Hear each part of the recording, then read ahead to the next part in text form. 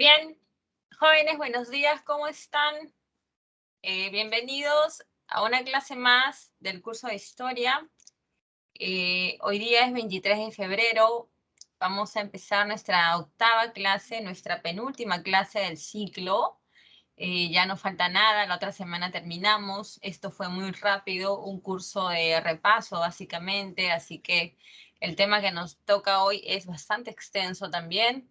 Vamos a empezar de una vez para que podamos abarcar lo más que podamos. Buenos días, César, Joana, Gilbert, Ana, Diego, ¿cómo están? Entonces vamos empezando, ¿ya? Buenos días, Camila, buenos días con todos los chicos del aula 68 del CEP de San Marcos, turno mañana. Vamos a ver. Material, por acá está. Vamos a compartir. Aquí está. Ya chicos, entonces empezamos, los dejo en el chat, cualquier cosa por favor me avisan y ojalá que no me avisen nada porque, o sea, que no me vayan a decir que no se escucha o que no se puede ver bien, ¿ya? Ojalá que todo esté perfecto. Muy bien, semana 8, Historia Universal, desde la Revolución Mexicana hasta el nuevo orden mundial. Vamos a ver qué pasó en estas décadas del siglo, básicamente todo el siglo XX, ¿no? Todo esto es siglo XX. A ver, ¿qué pasó en los Estados Unidos mexicanos, no? Todos le decimos México, pero su nombre oficial es Estados Unidos Mexicanos. ¿Qué pasó en el siglo XX en este país? Jóvenes, hay un gobierno bastante largo en México que se conoció, uy, alguien pasó con una moto, pero hay algunos motociclistas jóvenes que les ponen no sé qué cosa a su moto que hace que suene, pero terriblemente fuerte.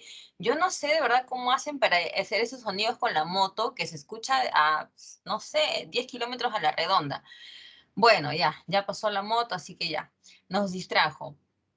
Les decía que hubo un gobierno bastante largo en México, fue el gobierno del dictador Porfirio Díaz. Este personaje gobernó por más de 30 años y si bien es cierto su gobierno políticamente tuvo estabilidad y económicamente también fue próspero, lo malo, lo negativo es que las clases populares se vieron afectadas, ¿no? Durante esos años de dictadura, porque digamos que la situación económica solamente favoreció a ciertos sectores de la sociedad, mientras que a las clases pobres, ¿no? A las clases campesinas, esa situación no les ayudó en nada, más bien les trajo más problemas, ¿no? De pobreza porque la situación de México va a ser muy parecida a la situación de nosotros, en donde los campesinos van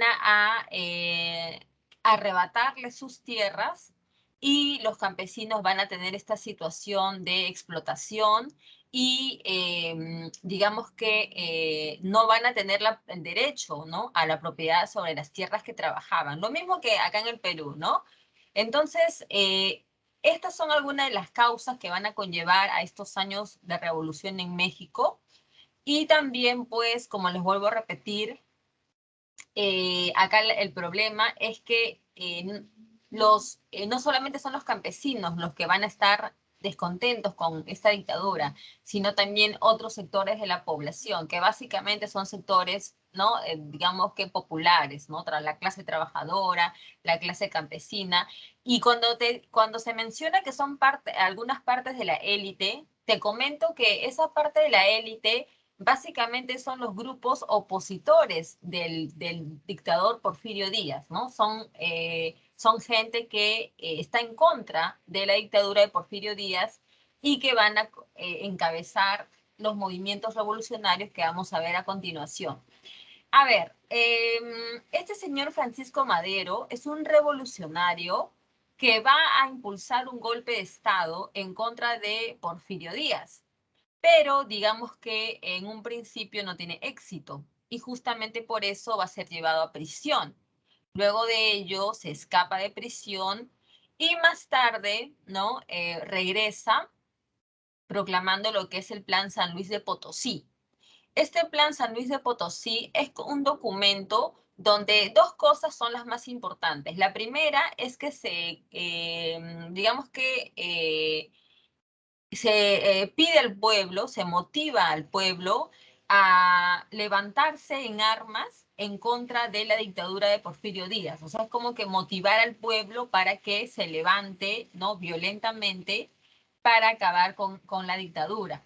Y además se promete a terminar, a dar solución al problema de los campesinos. Entonces, eso es el manifiesto, eso es el plan San Luis de Potosí. Digamos que impulsar al pueblo para levantarse y prometer una solución al problema de las tierras. Jóvenes, van a haber diversos levantamientos, no solamente de Francisco Madero, sino que también hay otros revolucionarios como pues Pancho Villa, como Emiliano Zapata, son diversos levantamientos. Acá hay varias revoluciones de diferentes personajes, no solamente Francisco Madero. Finalmente, Porfirio Díaz, su gobierno termina, cae su dictadura, se exilia en Francia y Francisco Madero llega pues a la presidencia, ¿no? Mediante un golpe de Estado, porque todos estos sucesos son golpes de Estado, todos son sucesos de levantamientos. Pero como te digo, son varios revolucionarios. Y cuando llega al poder Francisco Madero, hay otros revolucionarios como Emiliano Zapata, ¿no? Que también se va a levantar y también tiene pues esta promesa con el tema de las tierras, ¿no? Ahí destaca lo que es el Plan Ayala, donde también se habla acerca del problema de las tierras y se denuncia a Francisco Madero por no cumplir, ¿no?, con lo que había prometido. Bueno, chicos, vamos a dar el desenlace al tema de México. Se van a suceder varias revoluciones, como te mencioné. Muchos de estos personajes van a terminar asesinados. El mismo Francisco Madero va a ser asesinado. Y más tarde va a ocurrir lo mismo con Emiliano Zapata, con Pancho Villa, que van a ser asesinados en toda esta trama de revoluciones. ¿Cómo es que la situación llega, digamos que a un desenlace? Con la promulgación de la Constitución Mexicana de 1917, ¿no? Este estatuto, esta Carta Magna de 1917 es la que de alguna manera va a traer cierta calma, cierta estabilidad a todos estos años donde México va a vivir esta etapa de revoluciones y bastante inestabilidad política, aunque pues historiográficamente no se sabe exactamente el año en que va a terminar todo esto, ¿no? Algunos historiadores dicen que esta Revolución Mexicana hasta 1940 todavía va a tener cierto final, ¿no? Porque los problemas políticos todavía van a continuar a pesar de que ya se había promulgado su constitución, ¿no? Listo, chicos, vamos a dejar a México con estos problemas que tuvo a iniciar el siglo XX y vamos con otro estado mucho más lejano. Estamos hablando de Rusia, que se ubica entre los continentes de Europa y Asia y que es considerado como el país más grande del planeta, ¿verdad? Bien, ¿qué pasa en Rusia? Para el siglo XX, Rusia continuaba siendo un imperio, ¿no? Era el imperio ruso. Y la dinastía que había gobernado, que no, era la dinastía Romanov. Una dinastía bastante prestigiosa, porque los zares de la dinastía Romanov fueron bastante populares. Pero llegó al poder el último zar, que fue Nicolás II, y que pues su gobierno no fue nada bueno, porque la gente no lo quería, o sea, la gente lo rechazaba, ¿ya? Jóvenes, a pesar, mira, te explico una cosa, a pesar de que los reyes o gobernantes muchas veces fueron, digamos, déspotas o autoritarios, aún así la gente del pueblo los quería, los aceptaba como sus gobernantes, como sus reyes. O sea, la gente, a pesar de la pobreza, a pesar de la situación difícil que les tocaba vivir, reconocían a sus monarcas como sus soberanos y les guardaban el respeto y todo ello. Pero ya el gobierno de Nicolás II fue un gobierno bastante desagradable, bastante malo, porque no atendía las necesidades de la gente. O sea, la población en Rusia literalmente se moría de hambre. ¿Por qué? Porque, pues, estamos hablando de un territorio muy extenso, donde la población, pues, es una población bastante grande a la que hay que alimentar. Y los campos no producían lo suficiente para alimentar toda esa gente. ¿Por qué no producían suficientemente lo necesario. ¿Por qué? Porque su agricultura era muy atrasada. Sus técnicas, los instrumentos que utilizaban eran primitivos. Si tú vas a cultivar tierras o arando el campo con bueyes, ¿no? O sea, esa es una técnica de siglos atrás y no te va a traer una producción lo suficientemente abundante para alimentar a toda la población tan grande que tenía Rusia. Entonces, a eso agrégale las temporadas de invierno, donde los campos no producían nada por las bajas temperaturas, que en Rusia tú sabes que el invierno es bastante crudo. Entonces la gente se moría de hambre y el zar Nicolás II era pues un gobernante déspota autoritario que no hacía nada ante ello. Entonces tenemos esa situación en Rusia, ¿no? Muy aguda, que no solamente es del año 1917, los problemas que te vengo mencionando son desde décadas antes, ¿no? Desde varios años antes. En 1904-1905 hay una guerra entre Rusia y Japón, ¿no? Es la guerra ruso-japonesa, donde los japoneses van a derrotar a los rusos, ¿no? Los van a derrotar de manera pues fulminante, porque la guerra fue una guerra de tipo naval y los japoneses estaban mejor preparados.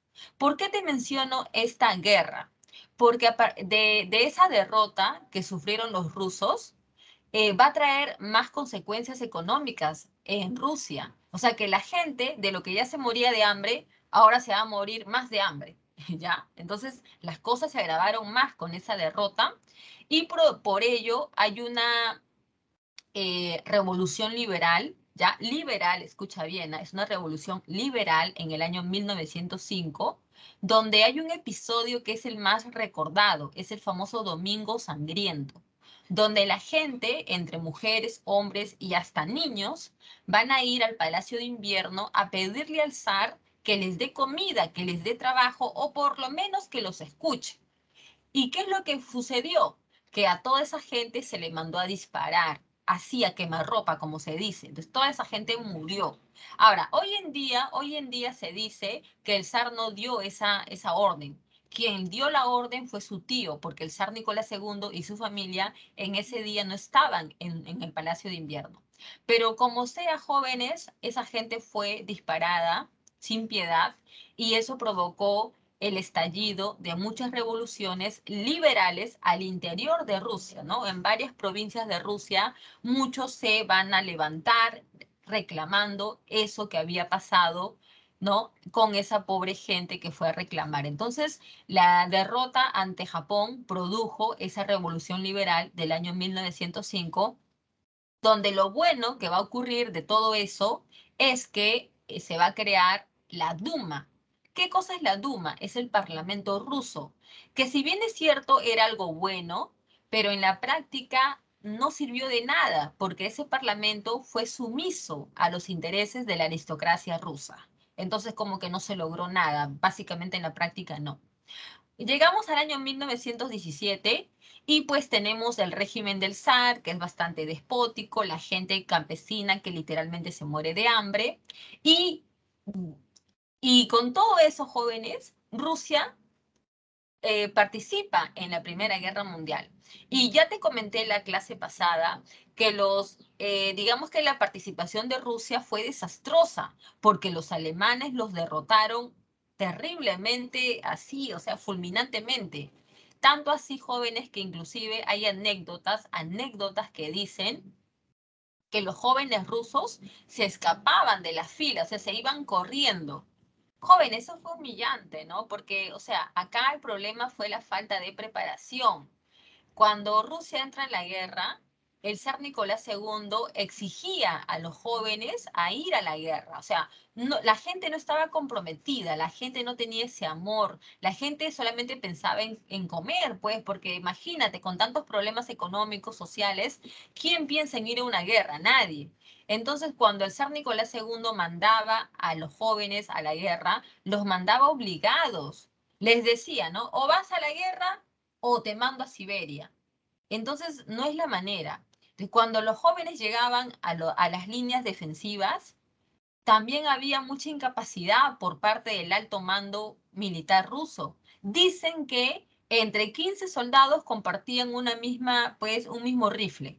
Entonces ya te das cuenta, ¿no? La participación tan mala de los rusos. ¿Qué tal? A ver, se encendió de naranja. Bueno, ya, me pareció.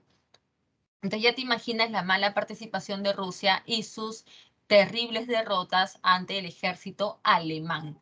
Y a eso agrégale la influencia del socialismo, que como te expliqué la semana antepasada, el socialismo fue una ideología que se inició en 1900, bueno, en el siglo XIX, y pues esa ideología se extendió por Europa y en Rusia tuvo bastante aceptación por parte de la población campesina, ¿ya? Por parte de la población campesina. Buenos días, Fernando, ¿cómo estás? Bienvenido. Y listo, chicos. ¿Qué pasa en febrero de 1917? Se inicia la Revolución Rusa. Para esto te comento dos cosas. Número uno, que existían partidos políticos, uno de ellos eran los mencheviques, que eran republicanos, y la otra facción política eran los bolcheviques, que eran de ideas socialistas. ¿Ya? Esos son los dos partidos políticos más importantes de Rusia que van a tener protagonismo en la revolución. Otra cosa es que existía una organización de trabajadores, soldados y campesinos. Estamos hablando de los soviets de Petrogrado. ¿Por qué Petrogrado? Porque en aquel entonces Petrogrado era la capital de Rusia, no como ahora que lo es Moscú. ¿Ya? Petrogrado era la capital y actualmente se llama San Petersburgo. Cuando estalla la revolución en Petrogrado, la gente sale a las calles, la gente ya no aguantaba más, ponte en el lugar de ellos.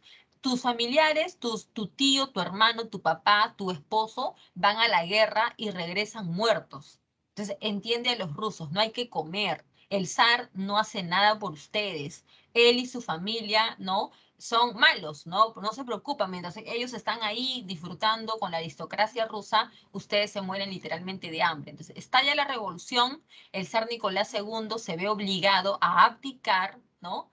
Y pues a quien se va a colocar temporalmente en el poder es a un menchevique llamado Alejandro Kerensky, ¿ya? Lo van a colocar temporalmente bajo una república, porque se va a establecer la república. ¿Qué es lo que va a ocurrir? Kerensky y los mencheviques están en contra de los soviets, o sea que no se llevan bien. Mientras que los soviets quieren una cosa, los mencheviques quieren otra cosa muy distinta. Por ejemplo, los soviets exigían que Rusia se retire de la Primera Guerra Mundial, mientras que los mencheviques no quieren eso. Los mencheviques quieren que Rusia se mantenga en la Guerra Mundial. Entonces ahí comenzamos a ver enfrentamientos entre los mencheviques, bueno, Kerensky contra los soviets, y esa situación, jóvenes, es lo que va a traer como resultado la Revolución de Octubre. Para la Revolución de Octubre vamos a tener la participación del pues, personaje más conocido de la Revolución. Tú sabes quién es, Vladimir Ilich Ulyanov, más conocido como Lenin. Lenin llega a Rusia en abril. Mira, chicos, por la falta de tiempo no te puedo contar el pasado de Lenin, cómo es que llega a Rusia, pero el dato importante es que Lenin llega en abril y acá se va a dar su famoso discurso multitudinario en el Palacio de Tauride, donde Lenin va a proclamar un discurso que se conoce como las tesis de abril. En ese discurso, Lenin va a exclamar ante la gente muchas ideas, muchas promesas, porque hay que destacar que Lenin para el discurso, para la oratoria, era pues bastante bueno. Desde jovencito, él fue un orador bastante así, destacado, ¿ya? Porque desde jovencito Lenin era revolucionario, justamente por eso el zar Nicolás II lo exilió a Siberia, ¿ya? Entonces cuando Lenin se pronuncia en esta, pues, digamos, discurso multitudinario, Lenin hace una promesa: todo el poder para los soviets, ¿no? Y esa frase es bastante conocida, exclamada por Lenin. Llega octubre y pues el primer suceso es que Kerensky va a ser derrocado. Inclusive se dice que los bolcheviques van a entrar al Palacio de Invierno y van a tratar de asesinar a Kerensky. pero este personaje y toda su gente se van a escapar, ¿ya? Así que no lograron asesinarlo. Luego de ello, jóvenes, también hay que mencionar el asesinato de la familia del zar. Los bolcheviques van a asesinar a la familia del zar en una ciudad llamada Ekaterimburgo. Y eso va a ser un suceso bastante criticado que por mucho tiempo fue guardado hasta que después, digamos que se puso al descubierto el asesinato de la familia Romanov de una manera bastante terrible, jóvenes, bastante terrible y sangrienta, lo cual fue bastante criticado hacia los bolcheviques.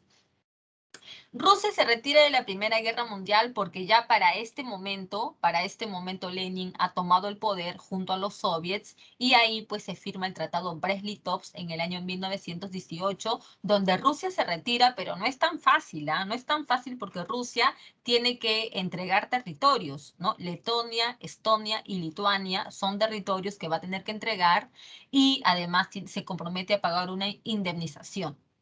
Ahí no quedan las cosas, jóvenes, ya no queda ahí porque como consecuencia de todo esto de acá, va a haber una guerra civil.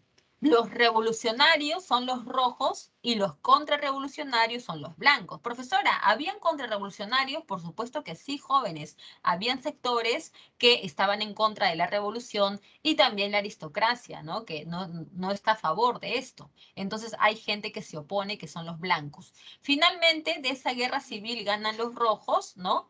Y ya para el año 1922 se crea la URSS, Unión de Repúblicas Socialistas Soviéticas, que integra a 15 naciones, incluida Rusia, ¿ya? Incluida Rusia. Muy bien. Ya lo que viene después, chicos, no hay tiempo para mencionarlo. Básicamente Lenin, cuando está en el poder, va a nacionalizar las fábricas, los bancos, va a colectivizar las tierras, pero sus acciones son bastante, pues, rápidas porque tú sabes que Lenin al año siguiente murió. Lenin muere y quien va a quedar en el poder iba a ser León Trotsky, pero tú ya tendrás conocimiento de que Trotsky se va a enfrentar a Stalin y finalmente el ganador va a ser Stalin, ¿no? Obviamente con jugadas sucias, ¿no? Porque tú sabes más o menos cómo es, ¿no? El perfil de Stalin. Muy bien.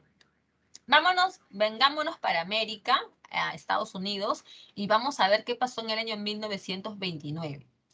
¿Cuáles son los antecedentes de la Gran Depresión capitalista, ¿no? O el famoso crack, como también se le suele llamar?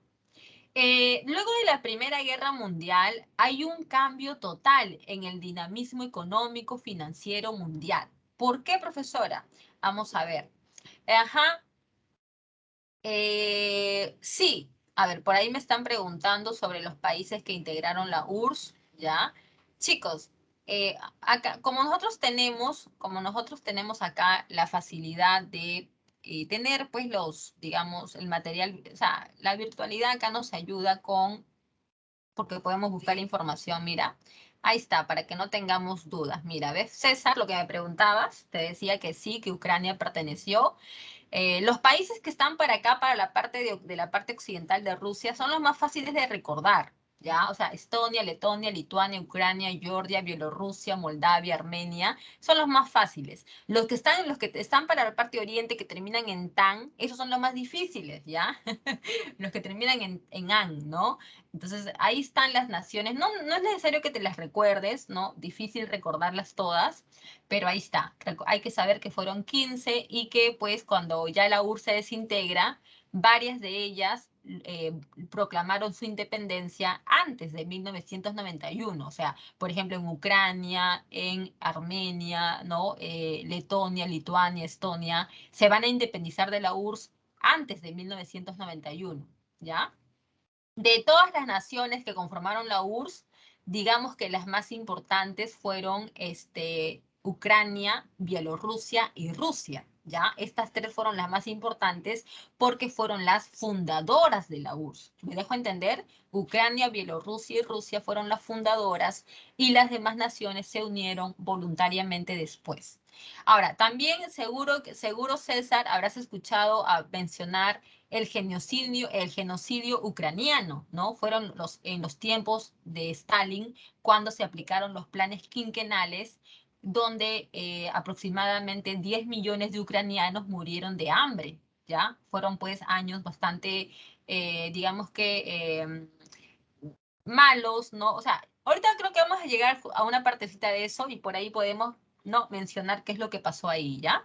Ya, te decía que luego de la Primera Guerra Mundial hay un cambio en el dinamismo económico financiero mundial porque Inglaterra, al dejar de ser la primera potencia mundial, también pues le traslada a Estados Unidos el dinamismo financiero. O sea que a partir de la década de 1920, Estados Unidos se convierte en la primera potencia y sus bancos se van a convertir en los más importantes del mundo. La bolsa de valores de Londres va a ser desplazada por la bolsa de valores de New York. Entonces hay un cambio total, ¿no? Del dinamismo financiero. Ahora, también se va a generar una dependencia económica hacia Estados Unidos porque varios países, ¿no? De Europa van a comenzar a hacerse préstamos de Estados Unidos para poder recuperar sus economías, como Italia, Francia, Inglaterra y una más, que de repente te vas a sorprender. Alemania, jóvenes, Alemania, que tú dices, profesora, Alemania fue la gran derrotada de la Primera Guerra Mundial, fue la que inició la Primera Guerra Mundial. Los países, los aliados, castigaron a Alemania de muchas maneras, pero también, jóvenes, hay que ser realistas. Si tú le colocas a Alemania una deuda tan grande que tiene que pagar, también tienes que ayudarla a pagar su deuda, porque de lo contrario no lo va a hacer. Y a ti no te conviene que no lo haga, a ti te conviene que Alemania pueda pagar su deuda. ¿Cómo la vas a ayudar? Prestándole dinero. Préstale dinero para que Alemania pueda pagar su deuda, ¿sí o no? Estamos en lo lógico, por supuesto que sí. Entonces, Estados Unidos le prestaba plata a Alemania y con ese dinero Alemania le pagaba la deuda a Francia y a Inglaterra. Entonces, tú te das cuenta que todo esto genera una situación de dependencia económica, que si Estados Unidos se va a la quiebra, Alemania también, Inglaterra y Francia también. Entonces, es la situación que se generó después de la Primera Guerra Mundial. Ahora bien, para la década de 1920, en Estados Unidos, escucha bien, ¿eh? En Estados Unidos y principalmente en Nueva York, se va a dar los famosos felices años 20, o también llamados los locos años 20, ¿no? Yo la prefiero llamar felices años 20, ¿no? La gente en esos años va a vivir de una manera muy desmedida, muy rápida, muy consumista. O sea, es más o menos como ahora, pero llevado al extremo. Porque tú sabes que ahora la gente, aunque no gane mucho, aunque no tenga mucho dinero, la gente le gusta aparentar un tipo de vida que a veces no tiene. No sé si con esto ofendo a alguien, pero es la verdad de muchas personas que ganan un mínimo, pero le gusta tener un celular de 500 soles, de 1000 soles o ropa de marca que no es necesaria para impresionar a nadie, ¿no? Más que a uno mismo. Entonces, imagínate que ese tipo de vida un poco consumista que el sistema capitalista nos ha enseñado, imagínate en la década de 1920 en Estados Unidos, cuando la gente se volvió muy consumista, la gente compraba, la gente gastaba, y también tiene mucho que ver, jóvenes, el contexto de esos años, porque déjame decirte que en esos años la vida en Estados Unidos va a cambiar bastante. Aparecen los cafés, aparecen los teatros, las revistas de moda como Vanity Fair, como Vogue, aparecen los salones de donde la gente iba a, pues, a bailar, ¿no? Aparecen los espectáculos públicos, los deportes de masa como el béisbol, el básquet, el fútbol, el vóley, ¿no? Entonces la gente comienza a vivir ese tipo de vida, ¿no? Exquisita, ese tipo de vida, que antes solamente lo tenía la gente de las clases altas, ¿no? La aristocracia. Pero ahora, tú que no eres de la aristocracia, que solamente eres un pequeño burgués, también puedes vivir ese tipo de vida tan sofisticada, tan lujosa. Entonces la gente vivía contenta pensando que esa era una realidad que nunca iba a terminar, pero eso era una mentira, jóvenes, una mentira porque toda esa situación económica era una burbuja nada más. Entonces son los felices años 20 o locos años 20 que van a conllevar a la crisis del capitalismo. ¿Cuáles son las causas? La especulación financiera. Mira, en esos años, cualquier persona, sea pues trabajador, estudiante o ama de casa, podía comprar y vender en la bolsa de valores. Por ejemplo, hoy día tú comprabas en la bolsa de valores, comprabas acciones de la Donofrio, ¿no? De la marca Donofrio. Tú comprabas 10 acciones y cada acción te costó 100 soles. Vamos a ver, creo que me están hablando en el chat, en el chat. Ajá, ajá. No, los televisores ya existían ya, Fernando, y las familias sí se adquirían televisores. Hay imágenes de los años 20, ¿no? En Estados Unidos, que una de las costumbres que más tenían las familias norteamericanas era sentarse en la tarde a tomar el té viendo la televisión. O sea que la tele ya existía y era algo que se va a expandir cada vez más y más porque la gente pues va a tener acceso a comprarse pues un auto, a comprarse una tele, ¿no? Pero como te vuelvo a repetir, eran años en que la gente se compraba muchas cosas, pero no con dinero real, sino con sus tarjetas de crédito. Porque tú sabes muy bien que la gente ahora que tiene tarjeta de crédito, tú vas al Plaza B, al Totus, tú te puedes sacar una tele, te sacas una refri y lo pagas en cuotas de 1 año, 2 años. ¿Eso qué significa? Que tú en realidad no tienes la plata, ¿sí o no? Para comprarte una refri, tú no tienes la plata, pero se supone que lo vas a tener porque trabajando mes a mes vas a ir pagando una cuota mensual para, ¿no? Para lo que sacaste tu tele, tu refri. Entonces, así era la vida en los años 20. La gente gastaba, gastaba, compraba y compraba y realmente no tenían la plata, sino que lo pagaban con sus tarjetas de crédito. Entonces, ¿por qué la gente se endeudaba tanto? Porque la gente sentía que la economía estaba súper bien y que eso iba a ser así por siempre. Pero como te vuelvo a repetir, todo eso era una burbuja. ¿Y por qué? Por las causas que te voy a dar a continuación. Lo primero era la especulación financiera. La gente compraba hoy día 10 acciones del lado Donofrio, cada acción a 100 soles y pues sacando la cuenta se gastó 1000 soles, ¿no? En comprar 10 acciones del lado Donofrio. Mañana entraba a la bolsa de valores y se daba cuenta que las acciones de la Donofrio aumentaron a 200 soles. Entonces, esa persona, ¿qué es lo que va a hacer con sus acciones que había comprado? Esa persona va a vender sus acciones. Si ayer lo compró cada acción a 100 soles, al día de hoy puedes vender tu acción a 200 soles porque digamos que en la bolsa tus acciones se han, pues, digamos que han aumentado su valor.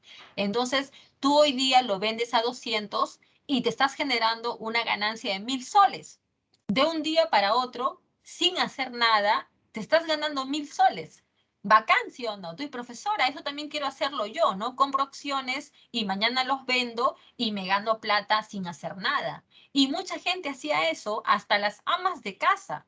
Ahora, tú te preguntarás con qué plata iban a comprar las acciones, ¿sí o no? Los bancos te prestaban plata, jóvenes. Los bancos prestaban plata a cualquier persona, trabajador, obrero, iba y se prestaba plata y pues hay que mencionar que los bancos eran bastante irresponsables en esos años porque pues la gente pensaba que la economía estaba súper bien, porque ahora tú te vas a un banco a prestar plata y te piden una cosa y otra y otra y otra y es muy difícil que te den un préstamo, pero antes no era así. Entonces, la especulación financiera de esos años es una de las principales causas de la crisis del capitalismo. Otra causa es la sobreproducción. Las empresas norteamericanas van a comenzar a producir, tú no sabes pues de qué manera, de una manera muy jóvenes, exagerada, porque esas empresas se confiaron y pensaron que todo lo que iban a producir se iba a vender. Y eso no fue así, pues jóvenes, no fue así. Digamos que tú eres el dueño de las zapatillas Puma, ¿no? Las zapatillas Puma que son muy buenas y muy conocidas. Y tú más o menos para tu mercado nacional, tú sabes que anualmente vendes 10 millones de zapatillas, ¿no? Imagínate, ¿no? Pero ¿qué tal si tú piensas que la situación económica como está tan buena, ¿no? El dólar está tan estable, que tú en lugar de fabricar 10 millones de zapatillas, tú fabricas 50 millones de zapatillas, porque te confías y piensas que vas a poder venderlo. ¿Y qué pasa si al final no los vendes? No vendes ni siquiera ni 5 millones. Todo lo que has producido se va al tacho de basura, vas a perder toda tu inversión. Entonces, la sobreproducción de las empresas norteamericanas es otra, pues, causa importante. ¿Por qué? Porque aquel día 24 de octubre de 1929, 13 millones de acciones de empresas norteamericanas no encontraron comprador porque justo ese día los especuladores, la gente que compraba y vendía acciones en la bolsa de valores, justo ese día nadie quiso comprar nada y todos querían vender. Entonces ahí vino el problema, que esas 13 millones de acciones no encontraron comprador y por lo tanto los valores de esas acciones se fueron al suelo, ¿no? Se desplomaron. Jóvenes, también se le culpa al modelo liberal. Tú sabes que el modelo liberal plantea que el Estado no debe meterse en la economía, ¿sí o no? Tú sabes que esa es una de sus premisas más importantes. Bueno, pues jóvenes, ahí está el problema. El modelo liberal en ningún momento advirtió a la gente, a los economistas, lo que estaba pasando. ¿Por qué? Porque no se dio cuenta tampoco, pues probablemente no se dieron cuenta, nadie analizó la situación. Nadie dijo, oye, mira, la gente está sacando plata de los bancos irresponsablemente. Cualquier persona compra en la bolsa de valores. Esto en algún momento va a traer problemas muy serios. O sea, nadie dijo nada, nadie se daba cuenta de eso, jóvenes. Y lo peor es que cuando llegó el crack, cuando ya llegó todo el problema, el modelo liberal tampoco planteaba soluciones, tampoco.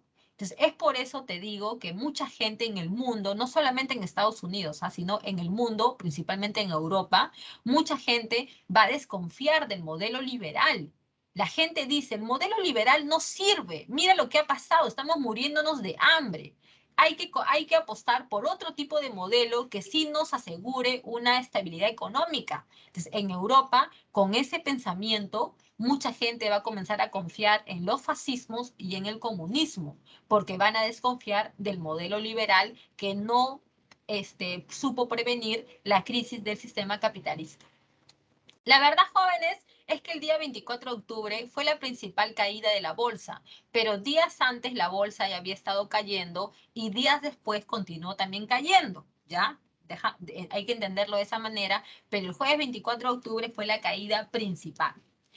Consecuencias que en Estados Unidos se genera la Gran Depresión, quiebran bancos, quiebran fábricas, la gente corría como loca a sacar su plata de los bancos, pero ya no había nada, todo se había perdido.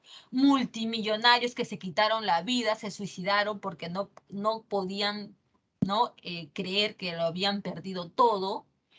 La moneda se devaluó, desempleo generalizado, la gente no tenía trabajo, la gente mendigaba en las calles, la gente salía a reclamar en las calles, se aumentó la delincuencia, problemas sociales. Jóvenes, fue terrible en Estados Unidos durante esos años y lo malo es que esto se extendió en el mundo capitalista, ¿no? Los primeros países en caer con Estados Unidos fueron Inglaterra, Alemania, Francia, Italia y acá en América del Sur, el Perú. Nuestro país también se vio gravemente afectado durante el oncenio.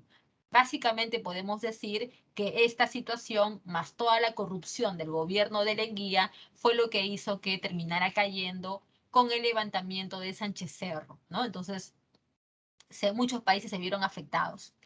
Cuando en 1933 llega al poder este señor Francisco Delano Roosevelt, que se va a convertir en presidente por bastantes años, porque lo van a reelegir varias veces, ¿ya? Este señor va a aplicar el famoso New Deal, bajo los consejos del economista John Maynard Keynes. ¿Ya, chicos? John Maynard Keynes. Vamos a ver.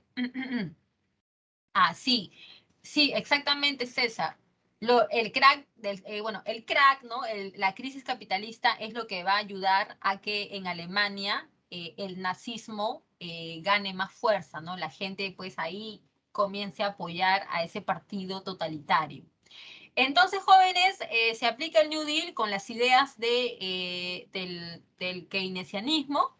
Y pues básicamente, jóvenes, este New Deal va a consistir en que se va a aumentar el gasto público para poder generar obras. Pero, ¿para qué tantas obras públicas? Para que la gente tenga empleo, pues jóvenes. Si nosotros generamos obras públicas como levantar un edificio, mejorar las calles, las carreteras, estás dando trabajo a la gente.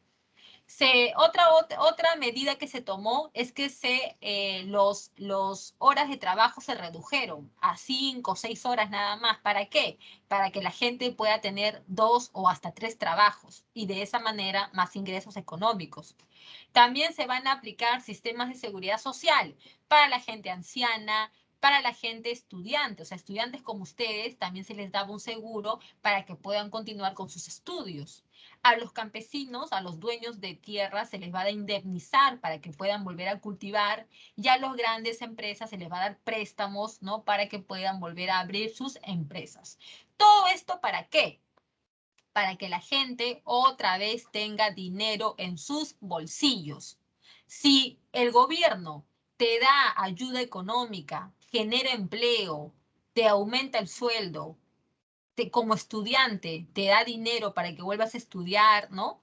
¿Por qué? Para que tú tengas plata. ¿Qué hace la gente cuando tiene plata, jóvenes del aula 68? ¿Qué hace la gente cuando tiene plata? No, espérense, me estoy equivocando. Creo que, a ver, de top. No, está bien, ustedes son del aula 68. Ya. ¿Qué hace la gente cuando tiene plata? Vamos a creo que me están respondiendo por acá. Ah, bueno. No sé, César, como que sí, no. Es cierto, ¿no? Responsablemente hay que ahorrar. Pero ahí está, la respuesta de Gilbert es mucho más capitalista. La gente cuando tiene plata gasta, la gente compra. A ver, César, cuando tu mamá y tu papá cobran a fin de mes, ¿no? Su salario, ¿acaso lo primero que hacen no es llenar la refrigeradora con la carne, compran el arroz, el azúcar, el jabón, el champú, pagan la bread, compran tu ropita que te falta? La gente lo que hace es gastar, chicos. Claro que sí, porque estamos en un mundo consumista donde es eso, todo es plata, es así, ¿no? Es un poco triste a veces porque somos como una máquina que trabajamos solamente para cobrar y gastar y gastar, y como dicen, no, la plata solamente la miras nada más porque ¿a quién le alcanza para ahorrar? Muy pocas familias pueden hacerlo. Entonces, que tú tengas dinero y que lo gastes, es así como funciona el sistema capitalista, ¿no? O sea, gastar, consumir, es el sistema capitalista y pues digamos que gracias a este New Deal la situación en Estados Unidos se acomodó y pues se solucionó. Muy bien, los fascismos son sistemas de gobierno y también son ideologías, pero son totalitarias. ¿Por qué totalitarias? Porque estos partidos cuando llegan al poder van a controlarlo todo. Todo lo controlan. La economía, controlan la educación, la cultura, la política, hasta tu libertad, jóvenes. Hasta tu libertad también. Por si no lo sabías, el fascismo tiene esa característica que lo controla hasta tu libertad individual. ¿Ya? Así que son dictaduras, ¿ya? No me digas, profesora, qué bacán, el fascismo me gusta. El fascismo es una dictadura. No es de izquierda, es de derecha, ¿ya? El fascismo es una dictadura de derecha. Surgió después de la Primera Guerra Mundial. ¿Cuáles son las causas? Para los alemanes, tiene que ver con el Tratado de Versalles. Porque vamos a decirlo de una vez. Mira, cuando Alemania pierde en la Primera Guerra Mundial, le van a echar toda la culpa. Y en el Tratado de Versalles la van a tratar de castigar. Le van a quitar sus colonias, le van a amputar territorio, por ejemplo, lo que era pues Alsacia y Lorena, se lo van a entregar nuevamente a Francia. Y de esa manera a Alemania le van a amputar bastantes territorios que años antes Alemania les había quitado pues a Francia, a Dinamarca, entonces la van a amputar. Con decirte que la parte oriental de Alemania se la van a quitar y con ello van a crear Polonia, que es un país que va a surgir después de la Primera Guerra Mundial, quitándole un poquito a Alemania y quitándole un poquito a los rusos, ¿no? Y de ese territorio que les arrebataron a Alemania y a los rusos, van a crear el país de Polonia, ¿ya, joven? Entonces, a Alemania le van a amputar territorio, la van a desmilitarizar. Miles de militares en Alemania van a quedarse desempleados porque van a desmilitarizar Alemania y pues eso va a generar más desempleo. Y por último, le van a poner una indemnización tan pero tan grande que pues era abusivo, jóvenes, muy abusivo y Alemania se quedó humillada, resentida y por eso que, pues, ante este rechazo del Tratado de Versalles, es lo que va a hacer que los alemanes comiencen a buscar a un gobierno que les prometa cambiar eso. O sea, es como si tú fueras alemán y tú sabes cómo son los alemanes, ¿sí o no? Son bastante orgullosos, muy, pues, defensores de su pureza racial, ¿no? Entonces, tú estás humillado y llega un partido, el partido nazi, que te promete, alemán, vamos a salir de esta situación, vamos a recuperar nuestra grandeza, nuestro pasado glorioso, cuando fuimos un imperio. Entonces, ¿tú qué haces? Tú confías en ese partido que te promete ese gran cambio, volverte otra vez al desarrollo. Entonces, tú confías en ese partido y mucha gente, muchos alemanes confiaron en el partido nazi porque pensaban que de esa manera iban a recuperar su prestigio internacional y pues, ¿no? Dejar atrás ese pasado humillante del Tratado de Versalles. También, jóvenes, tiene que ver de la Primera Guerra Mundial, porque muchos países pobres, ¿no? Mucha gente se empobreció después de la Primera Guerra Mundial, y más aún cuando ocurrió el crack, ¿no? Cuando ocurre el crack en Europa, mucha gente de clase media, de clase alta, mucha gente se empobreció y van a comenzar a desconfiar de su gobierno. Mira, te doy el ejemplo más claro, ¿ya? El ejemplo más claro. En Alemania existía la República de Weimar, ¿ya? ¿Qué es la República de Weimar? Cuando la Primera Guerra Mundial terminó, los aliados, Francia, Inglaterra, fueron hasta una localidad de Alemania que se llama Weimar, y desde allí restablecieron la democracia en Alemania. Por eso que los alemanes, al gobierno republicano que van a tener cuando termina la Primera Guerra Mundial, hasta que Hitler llega al poder en 1933, o sea, entre esos años, a la República Democrática que van a tener los alemanes se les conoce como la República de Weimar, porque desde la provincia de Weimar los aliados van a restablecer la democracia de Alemania, y espero que me hayan entendido, o si no, en el video, en la grabación, ahí lo vuelven a escuchar. Entonces, jóvenes, los alemanes, cuando ocurre el crack, los alemanes, de lo que estaban insatisfechos, más todavía van a quedar disconformes y van a pensar que la República de Weimar no sirve. Pues, jóvenes, la democracia es débil, la democracia no ayuda, la democracia hay que cambiarla por algo distinto, algo que sea mejor.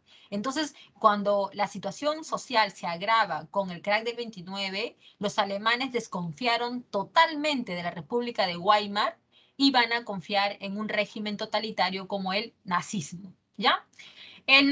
Los fascismos son totalitarios porque controlan todo, antiliberales porque no hay democracia, solamente existe un partido único. En Alemania, por ejemplo, es el partido nazi, y los demás partidos son eliminados, no hay votación, no hay sufragio, ya no hay nada de eso, así que es antiliberal. Anticomunista, sobre todo en Alemania, donde odiaban a los comunistas en varias partes de Europa, pero digamos que en Alemania son los casos más destacados. Profesora, ¿por qué el fascismo es anticomunista? Jóvenes, el comunismo, que te dice que no debe existir la propiedad privada, ¿sí o no? El fascismo dice que sí debe existir la propiedad privada. El comunismo dice que los hombres son iguales.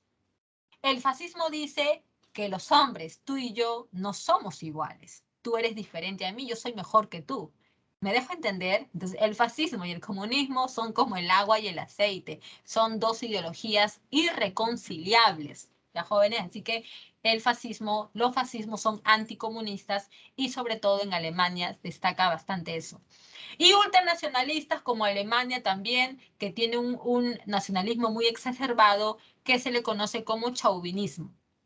En Italia se funda el Partido Nacional Fascista en el año 1922. Mussolini con su gente, que llevaban unas camisas negras, ¿no? Van a marchar sobre Roma exigiéndole al rey Víctor Manuel II que Mussolini ayude en el gobierno. Es por eso que Mussolini va a ser elegido como primer ministro. Cuando Mussolini se convierte en primer ministro, Mussolini controla todo, pues. porque el rey Víctor Manuel ya básicamente es simbólico nada más. Quien verdaderamente controlaba era Benito Mussolini, el duce, ¿no? Como se le suele recordar, el duce. Mussolini en el poder va a realizar una serie de medidas para poder controlar todo. Va a neutralizar a sus opositores, va a exiliar a mucha gente va a desaparecer. Tú me entiendes cuando digo desaparecer, ¿verdad?